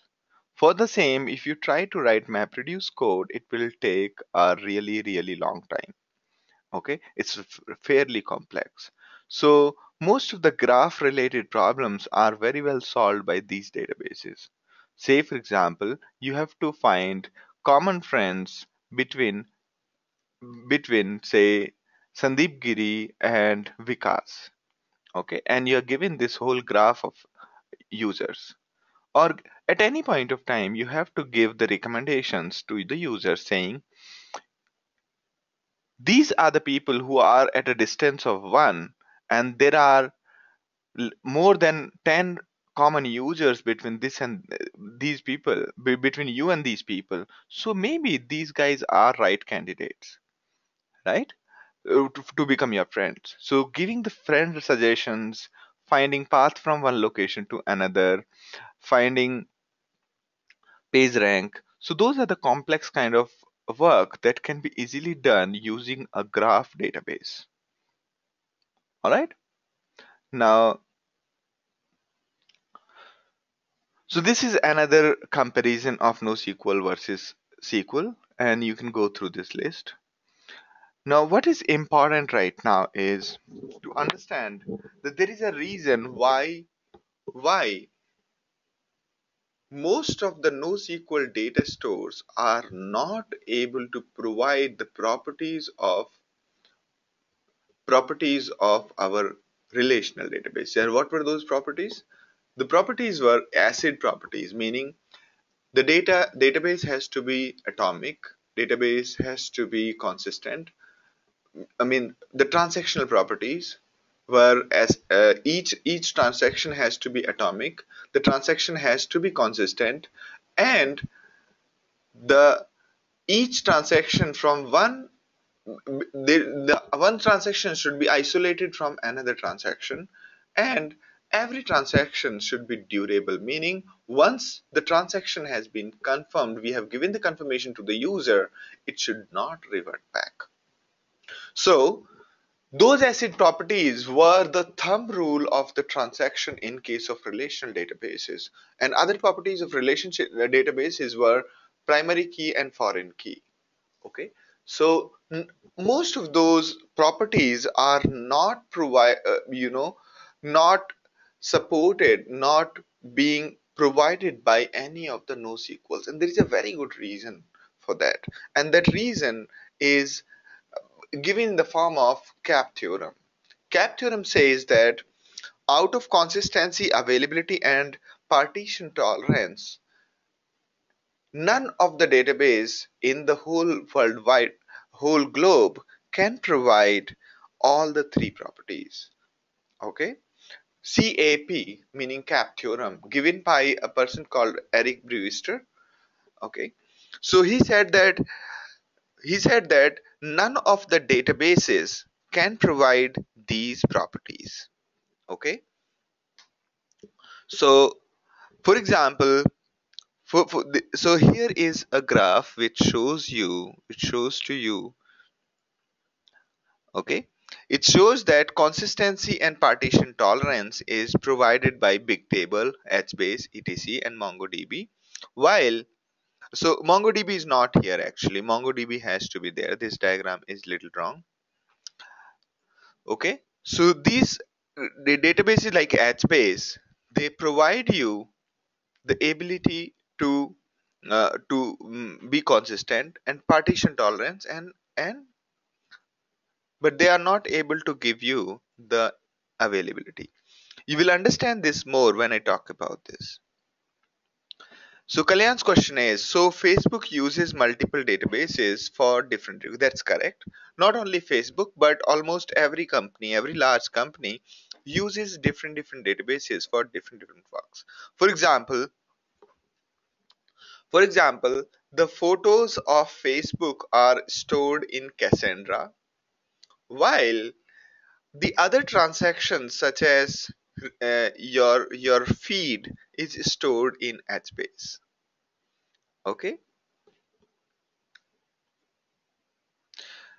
All right. So again, let's have a look at what do these three means. Consistency means all nodes same see the same data at the same time. Meaning, if I've just committed, so again, nodes means multiple computers on which you have installed this database or any database we are talking about. So all the computers who are accessing this data from these nodes should see the same data from at the same time. Meaning, it should not be that I read the data, I wrote the data just now and changed x from 100 to 101, and you went to the database and asked for x value, and the database is still showing you the old value, which is 100, not 101. Okay, so if that happens, meaning you're still getting the old value, or one person who accessed one computer who gets 100 value, and other person who accessed another computer is accessing different value, then you call the database to be inconsistent. Okay, so almost all of the relational databases were consistent. Available means available means no request from the user should go unanswered. No request from the user should go unanswered.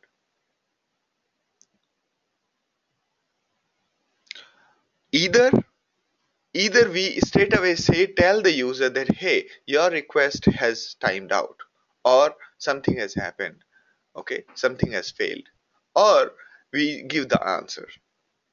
But the request should not just go unanswered, and that is called availability. If you are able to cater to maximum number of requests, you have got maximum possible availability. Then partition tolerance. Partition tolerance means even if your network get partitioned, meaning in your network some of the computers got shut down, still your database should just work fine. Your database should just keep running happily, and there should not be any problem at all. Okay, so partition tolerance varies from one database to another. So in case of our HDFS, the partition tolerance was 1, meaning in case one node goes down, okay, then our data is not lost. Okay, or sorry, the partition tolerance in HDFS was 2 actually. Okay, because we were able to tolerate if two data node goes down, we are sure that there is a third copy of the data lying in the network because of the replication factor of 3, right? So that is called partition tolerance, meaning if few nodes shut down, still the system keeps working happily. All right, now the again, let me try to describe cap theorem, that why all these three properties cannot be supported by any database. Okay, all these three properties, CAP, Why is that? Let's take these three examples. So these are the three architectures I have created. So first one is our traditional database.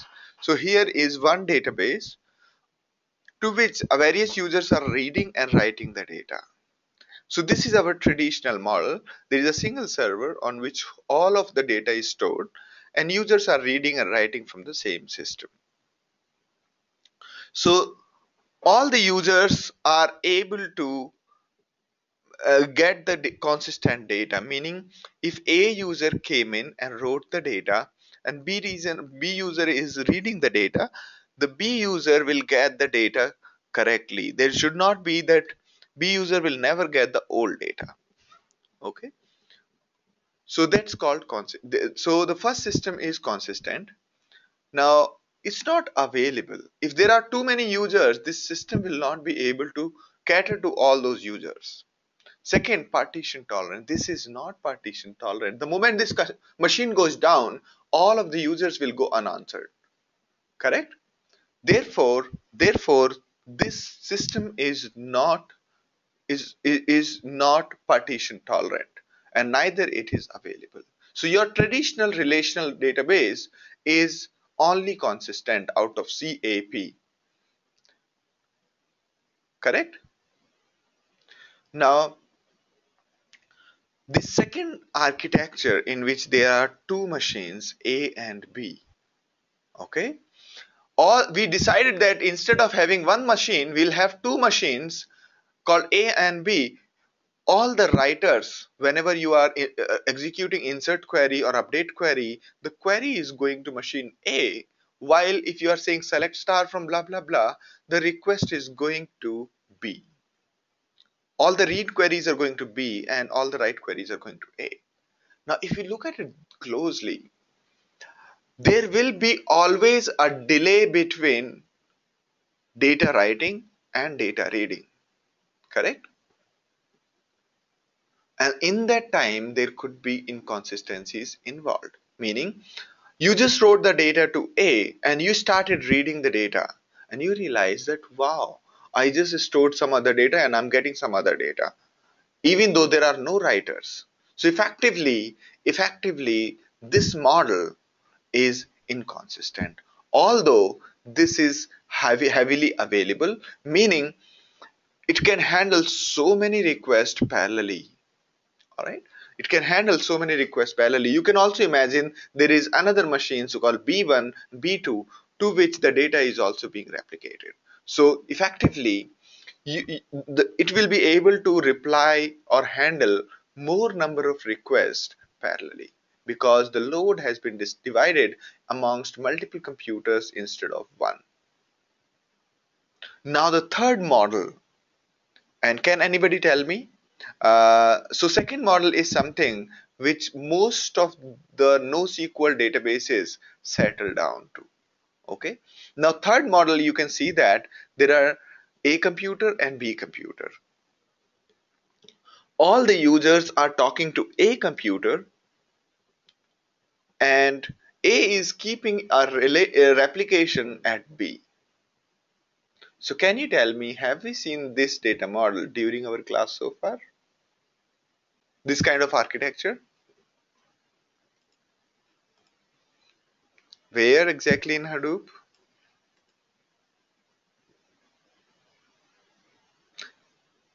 Okay. In HDFS, we had name node exactly this way. Not data node, name node exactly this way. A is actually a name node and B is actually a secondary name node. So here, the data is strongly consistent because all the readers and writers are coming to A. But the moment A shuts down, we have B to take the place of A. Therefore, this system is also partition tolerant, but it is not available because A is overloaded, right? So this model of all the users talking to only one machine and B is in standby, this is basically similar to our name node.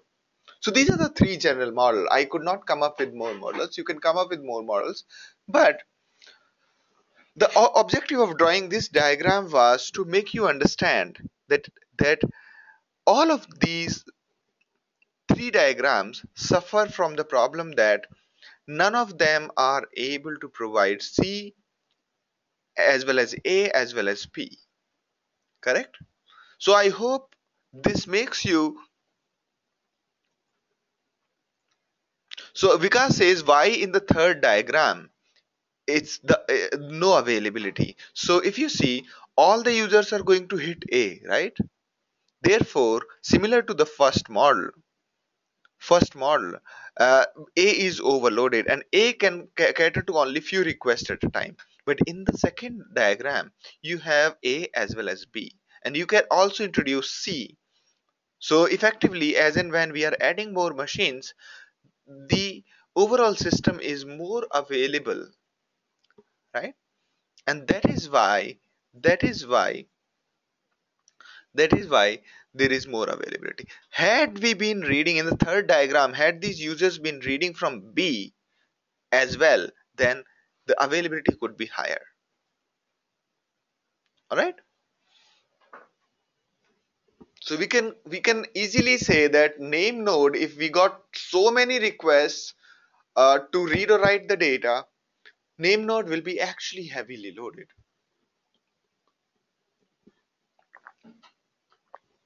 So am I able to describe cap theorem to everybody?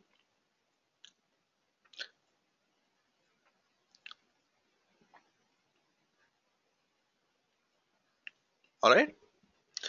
So I take proud in uh, explaining that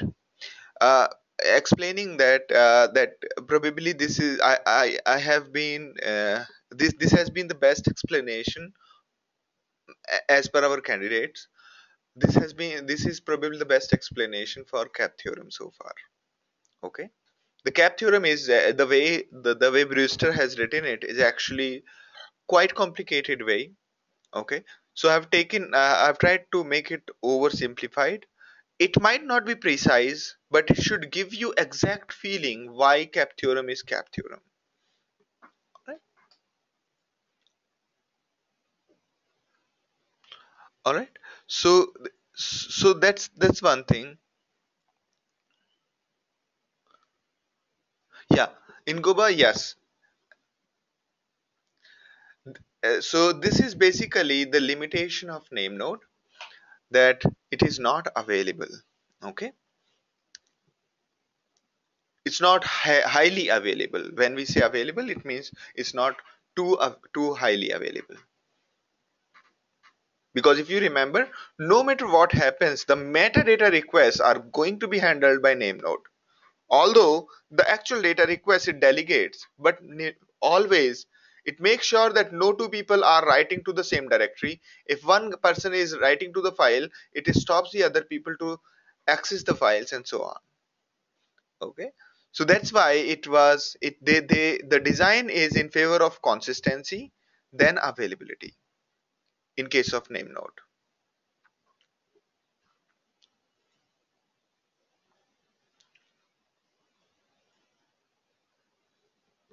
Yes, means limited availability. That's correct. All right. So that's the model. So now you understand. So most of these databases, be it MongoDB, be it HBase, or be it Cassandra. In case of HBase, we are into this model. Okay. In HBase, we are actually into the last diagram where we have the. You will see this. Okay. You will see this. All right. So most of the databases actually settle down to the middle model, whereby there is one. Okay, actually, the HBase also falls into this category, the middle one. We will see the architecture. Mm, we will discuss it. Okay. So HBase has a master, and the master all you whenever you have to write the data or read the data, you actually talk to the master. Yeah.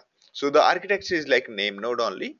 So therefore, the diagram that HBase falls into the last category.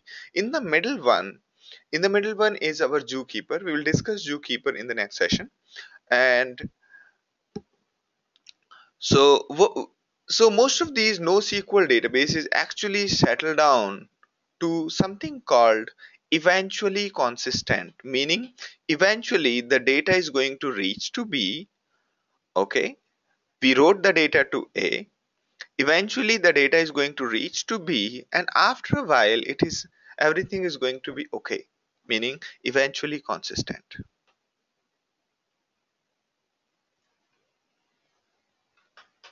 So Kalyan is saying, but consistency is very important compared to others. It all depends on what exactly are you looking for.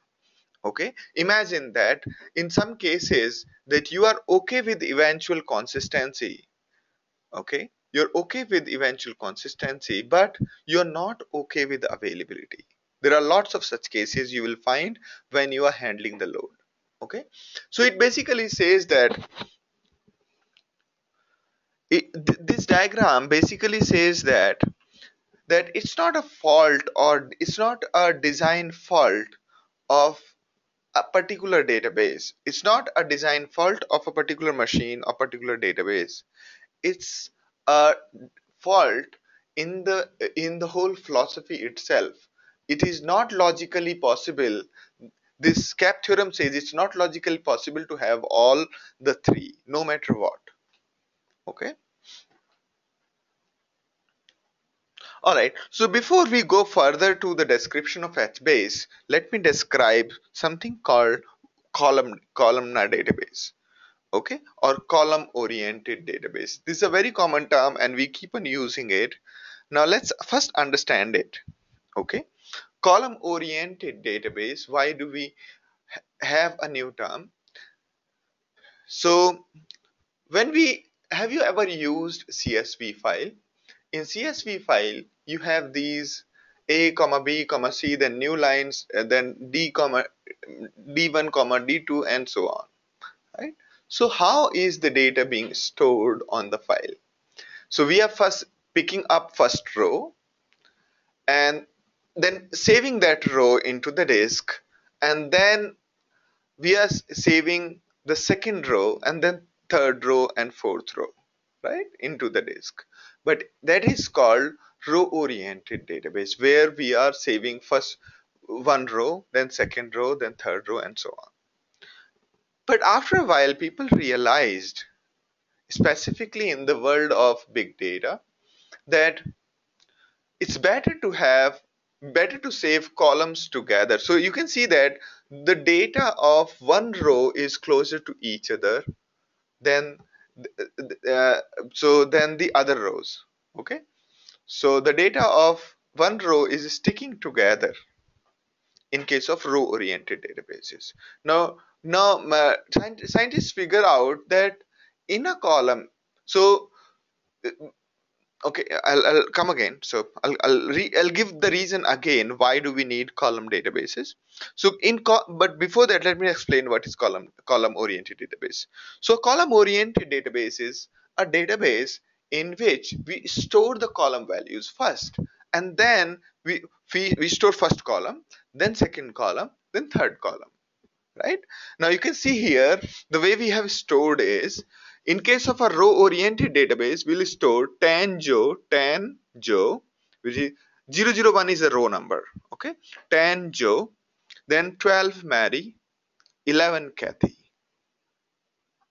Okay, and in case of a column oriented database, what we're storing, 10 12 11, 10 12 11, then name is Mary, Kathy, uh, Joe, Mary, Kathy. You can see Joe, Mary, Kathy. This is just row number. Okay. So this is called column oriented database. All right. Now, is the distinction clear before we move on to the reason why do we need column oriented? Is the distinction clear? So for the user, there doesn't seem to be any difference from the user perspective, they will think that it's a table, it's a nice table, it has got two columns, employee and name. But under the hood, the way the data is stored, that is different in row oriented and column oriented database. For the end user, there is no difference. But the way the data is stored into the disk is different in row oriented and column oriented databases. Yeah, Aruna? So in case of row oriented, we store first row, which is 10 Joe, 10 and Joe, then 12 Mary, 12 Mary, and 11 Kathy, 11 Kathy. 003, 002, 001 is the row number. So we store 0 first row, second row, and third row. Aruna, did it get clear? No. And in case of column oriented database, we started storing 10, 12, 11, then Joe, Mary, Kathy.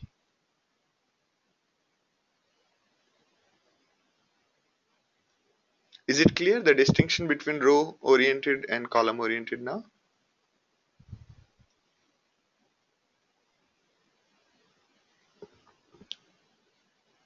It's a very important distinction. So if you do not understand it, we will first, okay. Nearby means, you see, 10 and Joe is nearer to each other, 10 and Joe, right? And then 12 and Mary is nearer to each other, 11 and Kathy is nearer to each other. And if you see, in this case, 10 and 12 is closer to each other than 10 and Joe. You see, Joe has come after so many characters.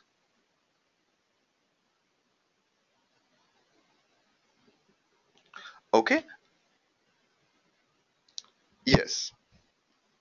So okay, so let's say you have this great table, this one, and you decide to decide to save it in the disk. Okay. So in disk, if you see, everything is a big array, right? In the disk, it's nothing but a big array. So you have to convert this data into a big array, right?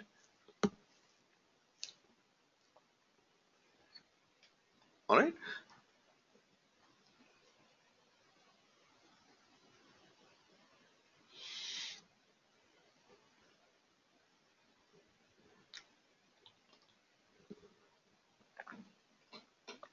No. Yeah. So we pick up a row, say row number 2, and just save it like 10 and Joe, that is row oriented. Then we pick up second row, and third row. So we pick up the data row by row, one row at a time, and then store it. In case of column oriented database, we pick up the column first, store its data, then we pick up the second column, store its data, and so on.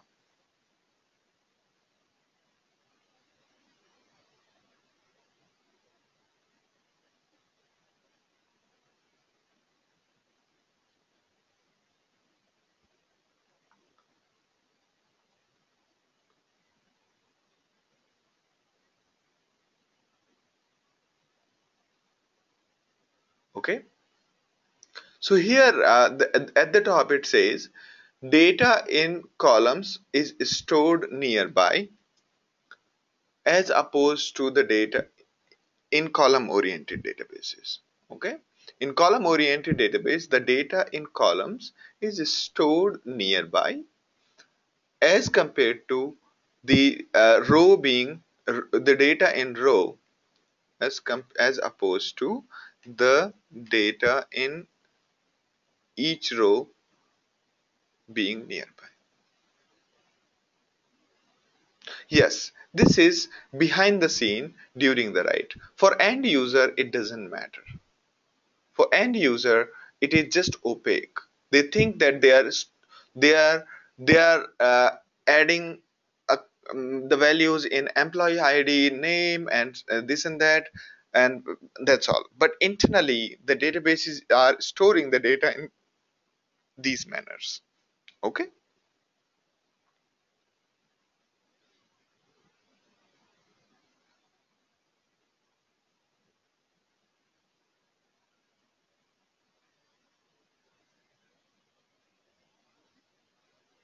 All right, Nitin, is that clear or is there a doubt? So what am I saying is the data in the row, say 10 and Joe, is stored nearby, right? How far is it? 1, 2, 3, 4, 5, 6, 7, 8. So these many characters away. And then 12 and Mary is close by. No, not even that. You can see that 10 and Joe is close by, okay? And 12 and Mary is close by. All right, good, good. So it takes some a little bit time. Now, what's the point? What's the point of having column-oriented database? The reason is very simple.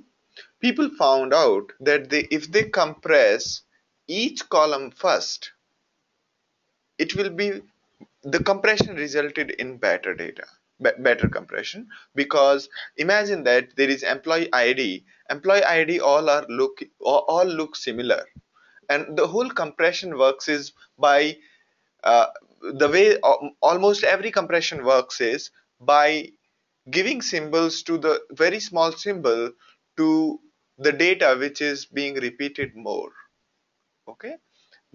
So if the data is being repeated more and more, uh, and you give it a symbol, that data size reduces. So people figured out if they compress the data of each column first, it is far better compression than compressing each row data. Okay.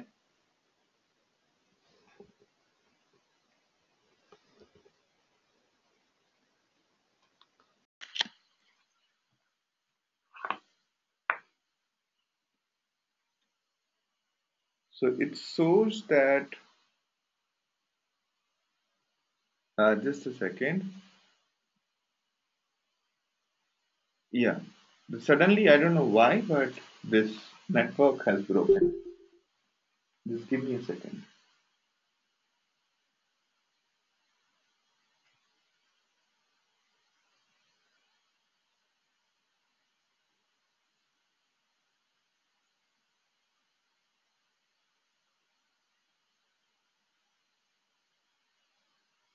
All right.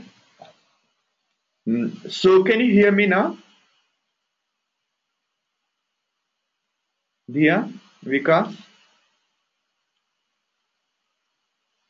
no voice.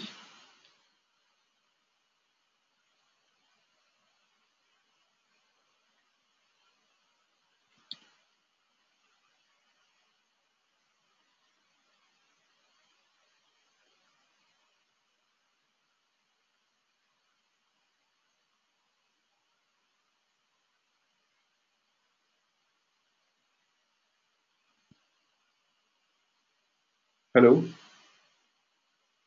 Looks like nobody is able to hear.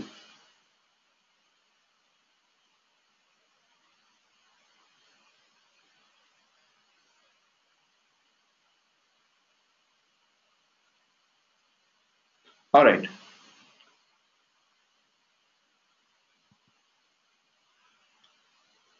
So it looks like, all right, no worries. And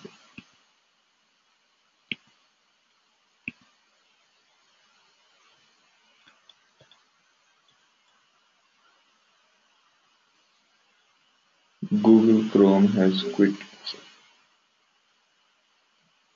All right, let me start another recording.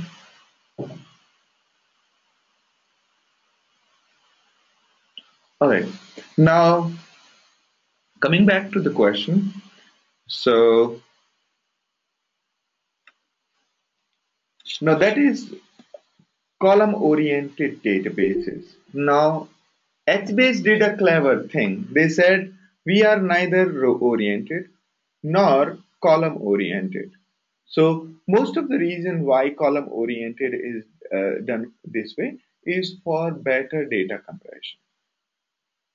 Okay, the reasoning behind column-oriented databases is for better compression. And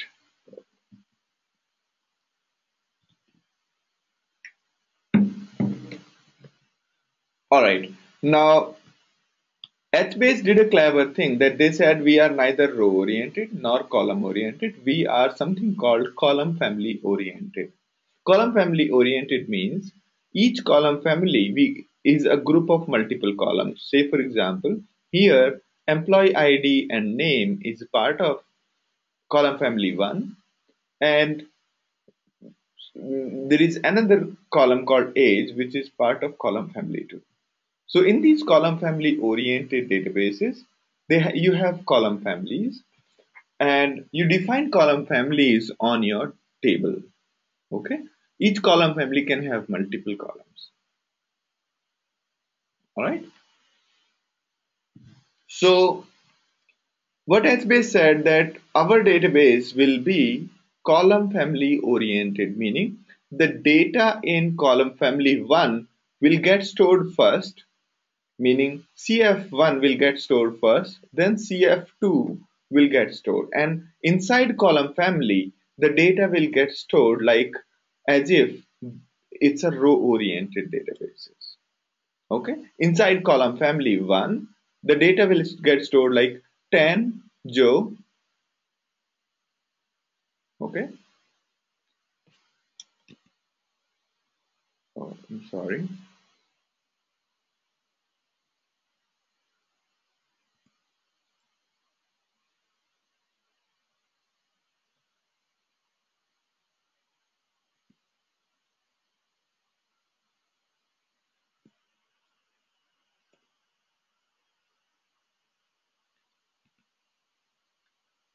All right. So now inside the column, each column family, the data will get stored. The way it is going to get stored physically is like a row oriented way, meaning 10 Joe, then will come 12 Mary, then will come 11 Kathy, and after that is done, we'll store 23, 33, 45. All right. So this is called a column oriented database. Make sense to all of you?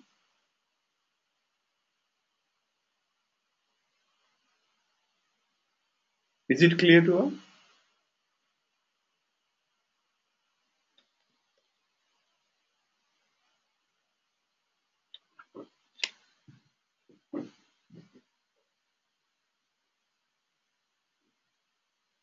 Great. So this is called column family oriented. Now we'll start describing HBase one at a time, and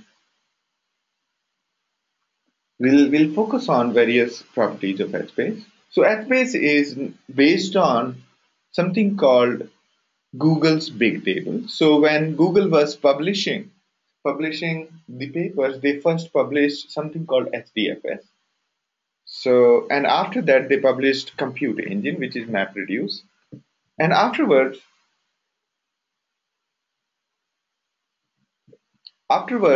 they created something called big table. Okay. So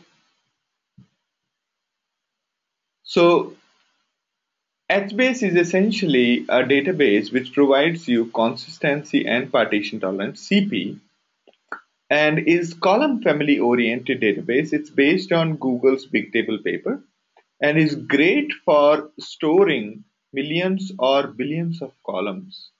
If your database doesn't have millions of rows, then don't use HBase. You will be happy with MySQL.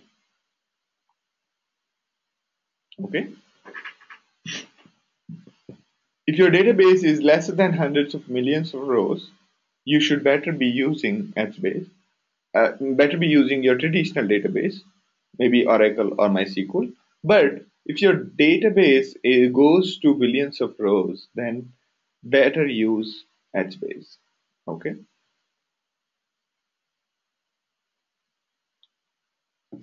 It's strongly consistent. It's not eventually consistent. Automatic sharding meaning sharding. What does it mean by sharding? Sharding means dividing a table into sections. Okay, the way we traditionally did was we sliced the data and put it on multiple separate MySQL databases or Oracle databases. Okay, that was called manual sharding.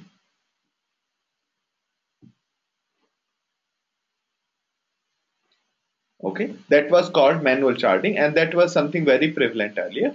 Here, in case of HBase, there is the sharding, the division of data is automatic. Okay, and also there are multiple machines which stores the data parallelly. Those are called region servers. And if one region server fails, other region server takes over. So failover is completely automatic. And there is a strong integration with HDFS, and it is massively parallelized using the processing is massively parallelized using MapReduce. Okay, the API of HBase is provided using Thrift, and therefore the API is in almost every language. So effectively, you can use Python or you can use almost every kind of language to talk to HBase, and same is true for any other service which supports Thrift service. Thrift provides you the interface automatically in almost all languages. Tomorrow, if you are creating your own API and you want the clients to be developed in all languages in the world, then you should use Thrift. Thrift actually compiles the client into many languages. Okay. So in the similar spirit, probably all open source high performance demanding tools use Thrift for their service layer. Okay. Now, it also supports things like coprocessors. Coprocessors are like stored procedures on the database side, and or you can think of coprocessor as triggers. And it also supports something called Bloom filters.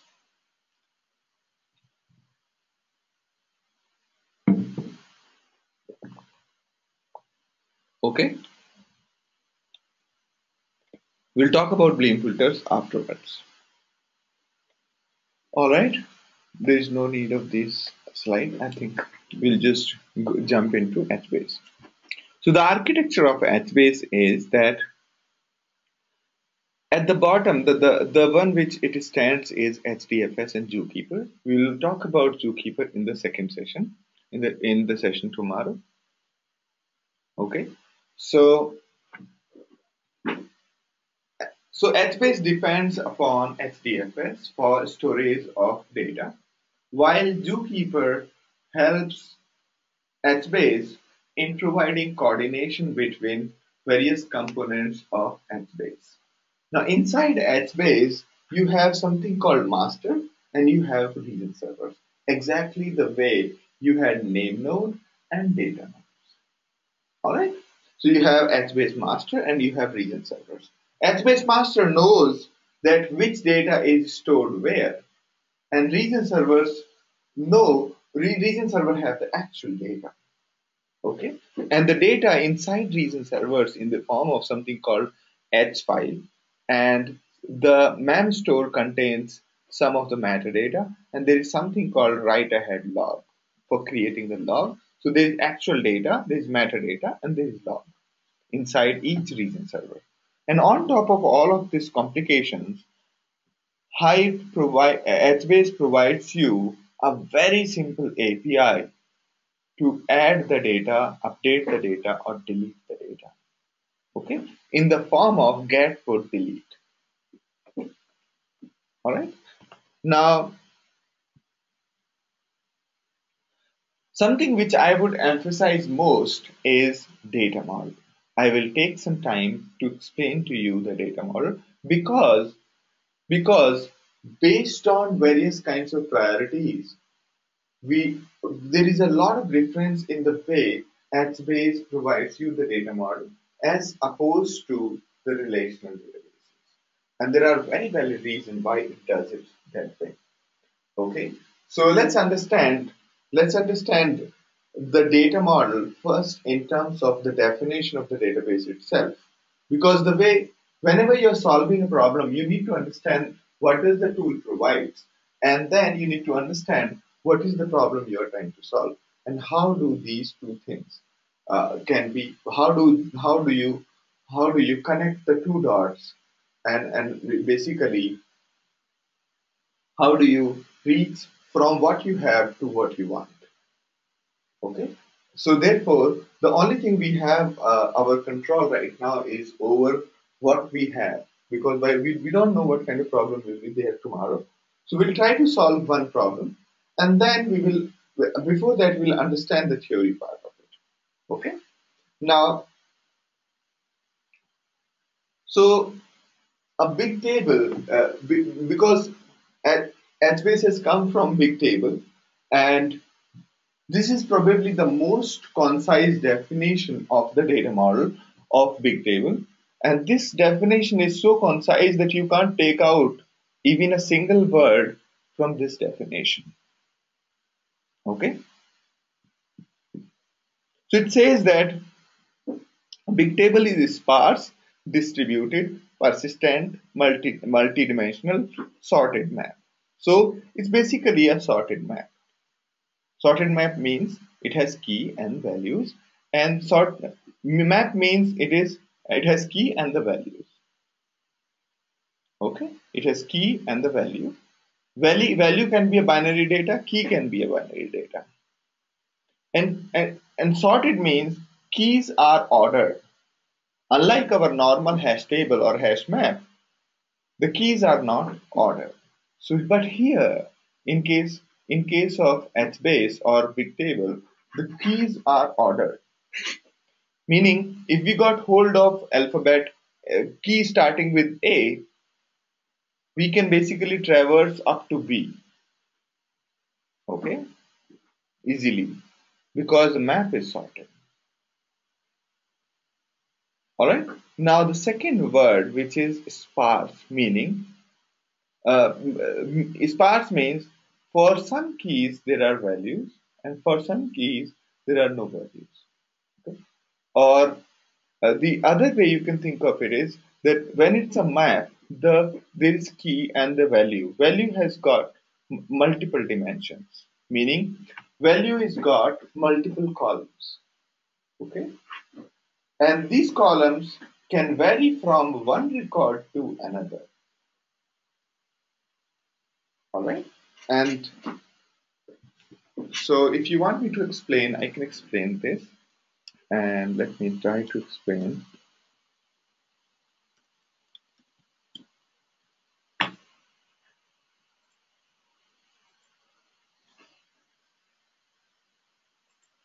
Oh, there's the echo in the voice.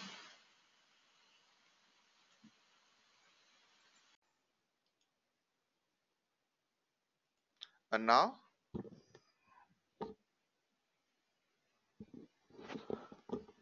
is there a echo now, Nitin? All right. I figured out that maybe because the mic is being picked up from was picked up from the normal mic, internal mic. All right. So you can think of key like this is our key, and there is a value. This is our value. This is another key, and there is another value. All right. So, okay. So this is our, say, apple and apricot. Apricot is second because A, P, C, R alphabetically will come later. Now, so this is sorted. Okay, this is ordered, meaning there is a there is a sorting here. You can see that. All right. Now it says that it's multidimensional. Multidimensional as in internally there are multiple fields here. Okay, there are multiple fields. Okay, and sparse as in for the same. So when we say fields, it means f1. Okay, it means f1, this is F2, this is F3, and this is F4. Okay, and this is actually the value, some value, this is some value, and this is some value. Okay, for some reason, how do you move things? Okay, let me just delete it and write it again. This is some value, and this is some value. Okay, now here also there'll be something called a field. Okay, there could be F1, there could be F2, and there could be just F5. Okay, so there is no F4, there is no F3 here. So you can see that there is no F3 and no F4. There is only F5. Okay, so when we deal with this kind of a database, there are high chances that this table doesn't contain any of these fields. It contains only, let's say, F1, F5. The second row, third row might contain something else. Let's say there is a third row, there is a third row.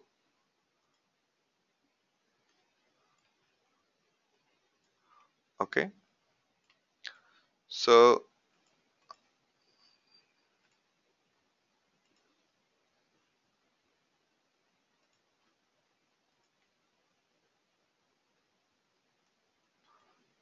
so there is a third row, and so on. So this one might not have the same set of field. This one might have some other fields. They could be, you know, F11, and it could have F15. Okay, and so on. All right. So what am I trying to explain here is that what I'm trying to explain here is,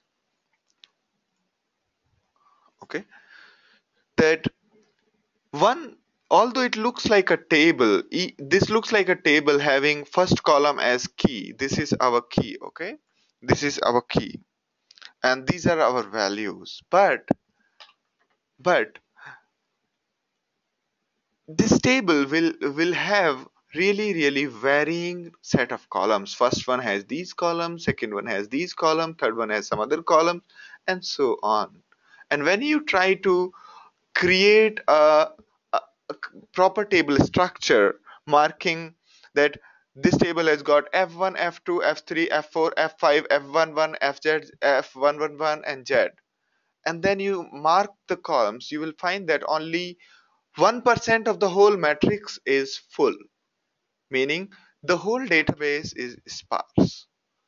Okay, whole database is sparse. And the other properties are distributed and persistent. Distributed means that this table is divided into sections and put it on multiple machines, is kept on multiple machines. And persistent means that this table is always stored, it's not in memory.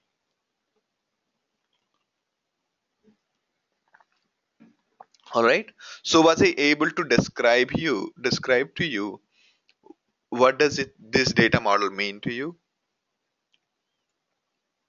No.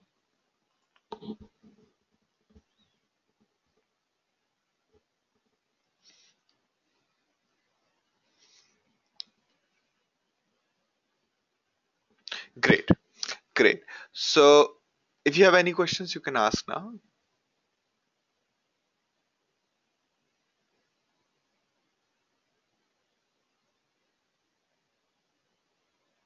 All right.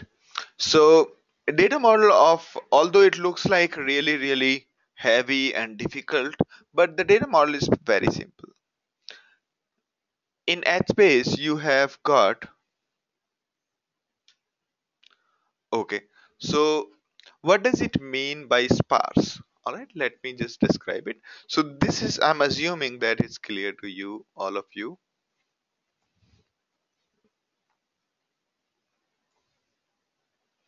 All right. Now let me try to explain to you what does it mean by sparse.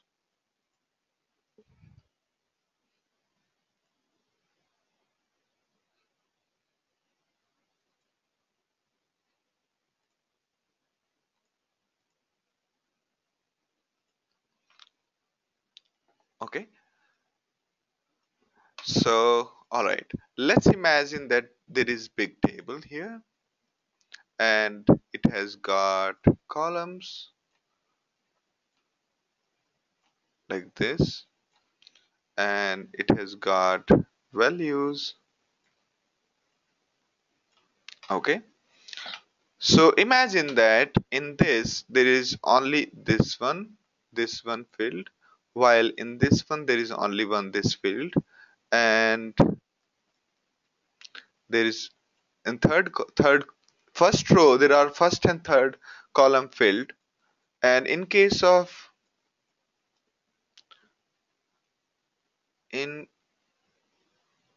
in case of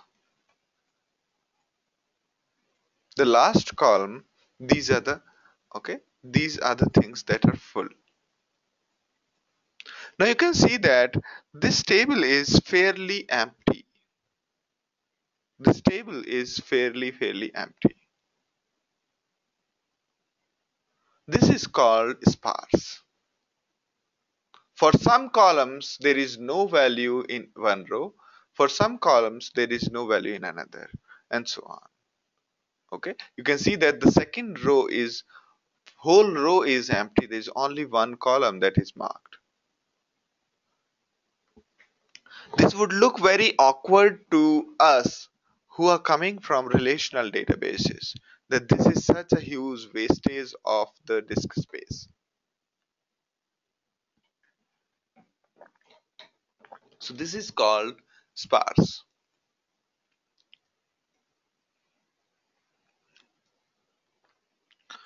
Make sense to you, Kalyan, now? Great.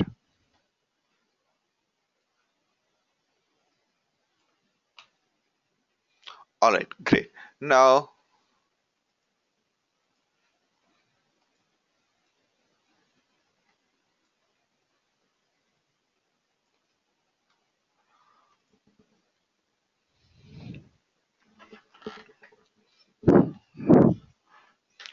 all right.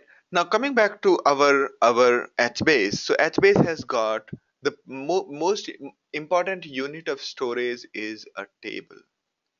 A table does not have columns. Table has column families. Okay. So the most biggest unit of storage is in HBase is table. Now you can keep table name anything as long as it doesn't have any special characters. Meaning, because HBase is going to create a file with the name with which you create a table, therefore keep the name of the table which is safe for the file system. Okay.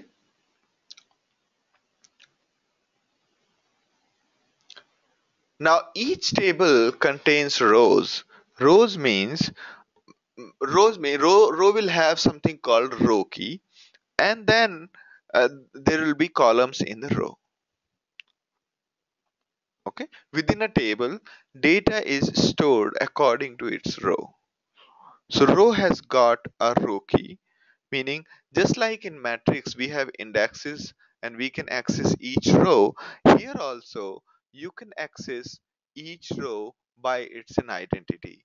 Unlike our database table which where rows did not have an identity, here each row is identifiable by a row key.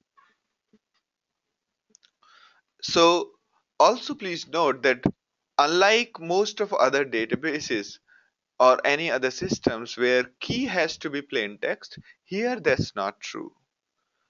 The key can actually be any binary data, be it MP3 song, or be it a movie, or be it normal plain text. So row keys as well as row values can be any data. Now column families. So each table defines something called a column family.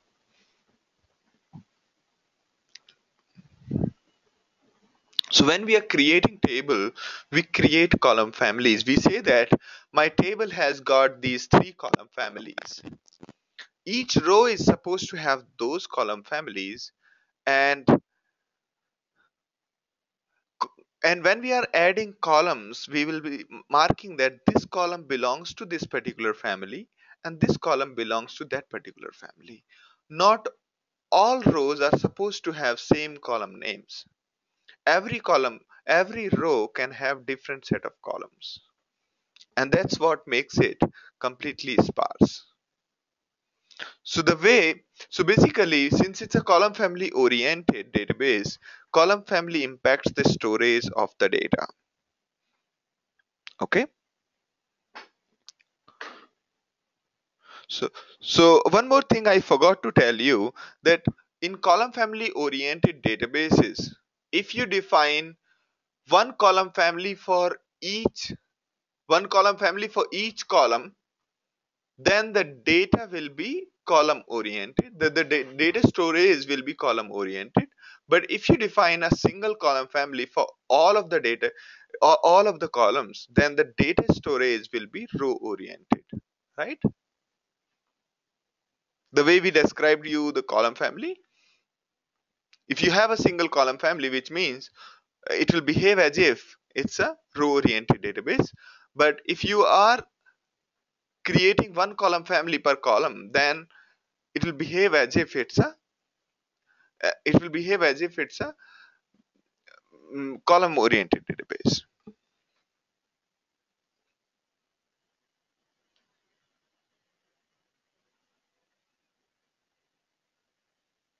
That's correct, Nitin. So Nitin is saying that looks like sparse in respect to HBase is indeed used in the same context as sparse matrix. Yes, that's correct. Feel free to send it to all, no problems. All right. So also, when you're defining a table in HBase, please define the column family as well. Otherwise, it becomes really difficult to create more column family. The only way to create more column family in a table is by creating another table and copying the data from one to another. Okay. Also, each row need not to put data into each column family. Row is free to put the data in few columns and ignore the others.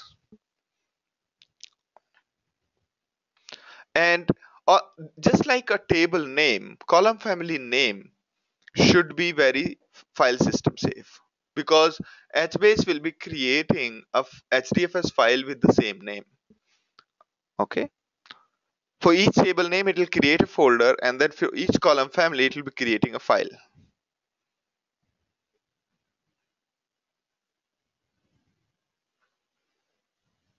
All right. Now, inside the column family, we add columns. Okay. Data within column family is addressed by another column qualifier called column names. Okay. Now, column names, just like row names, column names are just like row names, meaning each column name itself can have binary data, which means the row key as well as column key both can have binary data and can be used as a storage. Can be used as a storage. Okay.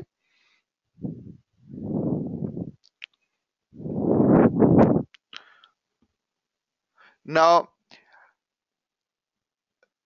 the actual data is also stored in cell as in inside each row and inside each column.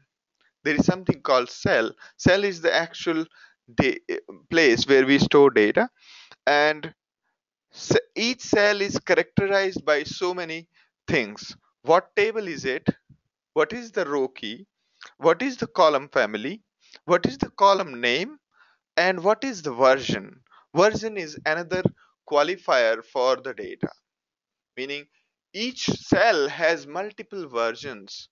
Okay, as we are adding data, the older data get pushed to the previous version. By default, each cell can have three values. Okay, each cell can have three versions of values. Okay, and again, the value that you store in a cell is of byte. Byte type means, byte array means it's a binary data. You can store anything inside the cell. Now, the version, as we told earlier, by default, the version is defined by timestamp, meaning the if you are creating the data right away, there will be one version created for the values, and that version will be timestamp. You can specify the version name as well. If you don't specify the version name, it will assume it to be timestamp. And while retrieving, if you don't specify the version name, that means you want the latest copy of the data. Similarly, if you are writing to the database and you do not specify the version name, which version you are writing, it writes to the latest one and moves the previous copy into the history. All right. And the total number of versions each cell in the table can have is 3. Now this diagram will make it very clear. So there is this big table, we call it, let's say, this is my phone book. Let's call this table as phone book. This table has got two column families. One is called personal, other is called office. Okay. Inside the personal family column family, there are two columns. One is name, other is phone number, residence phone number. In case of office, there is two things. One is phone number and other is address.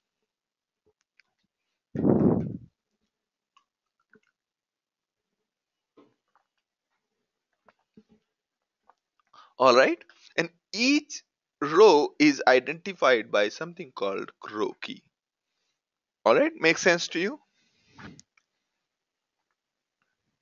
And these are the called cells. Like John is in a cell and Paul and Ron. And each cell has got versions. As you can see that there could be multiple versions. All right. So I think we should stop right here. And this is the way you can look it further, meaning for row key 001, we have got one row. Inside this row, there is one column family, personal, office.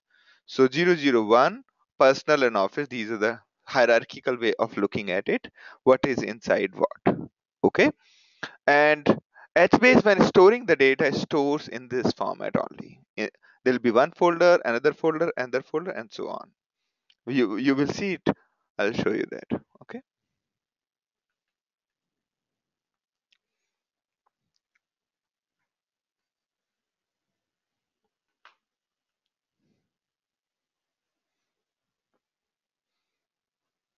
Okay, so yes, there is a difference in the way the data is getting stored. So when you are creating your data model, like the way when we did the data modeling in SQL, we took care of primary, secondary, and whatnot. But here, while creating the data model for in these databases, your priorities are very different. Your priorities are very different, and therefore you need to understand the database in order to understand what to do how. Okay, so it's not the although it looks like a traditional database table, but there are few things which are very drastically different, right? All right, we'll continue this discussion on next Saturday. Till then, do not hesitate in trying out the HBase quiz. At least half of the quiz you can finish right away with this knowledge, and have a great day. All right.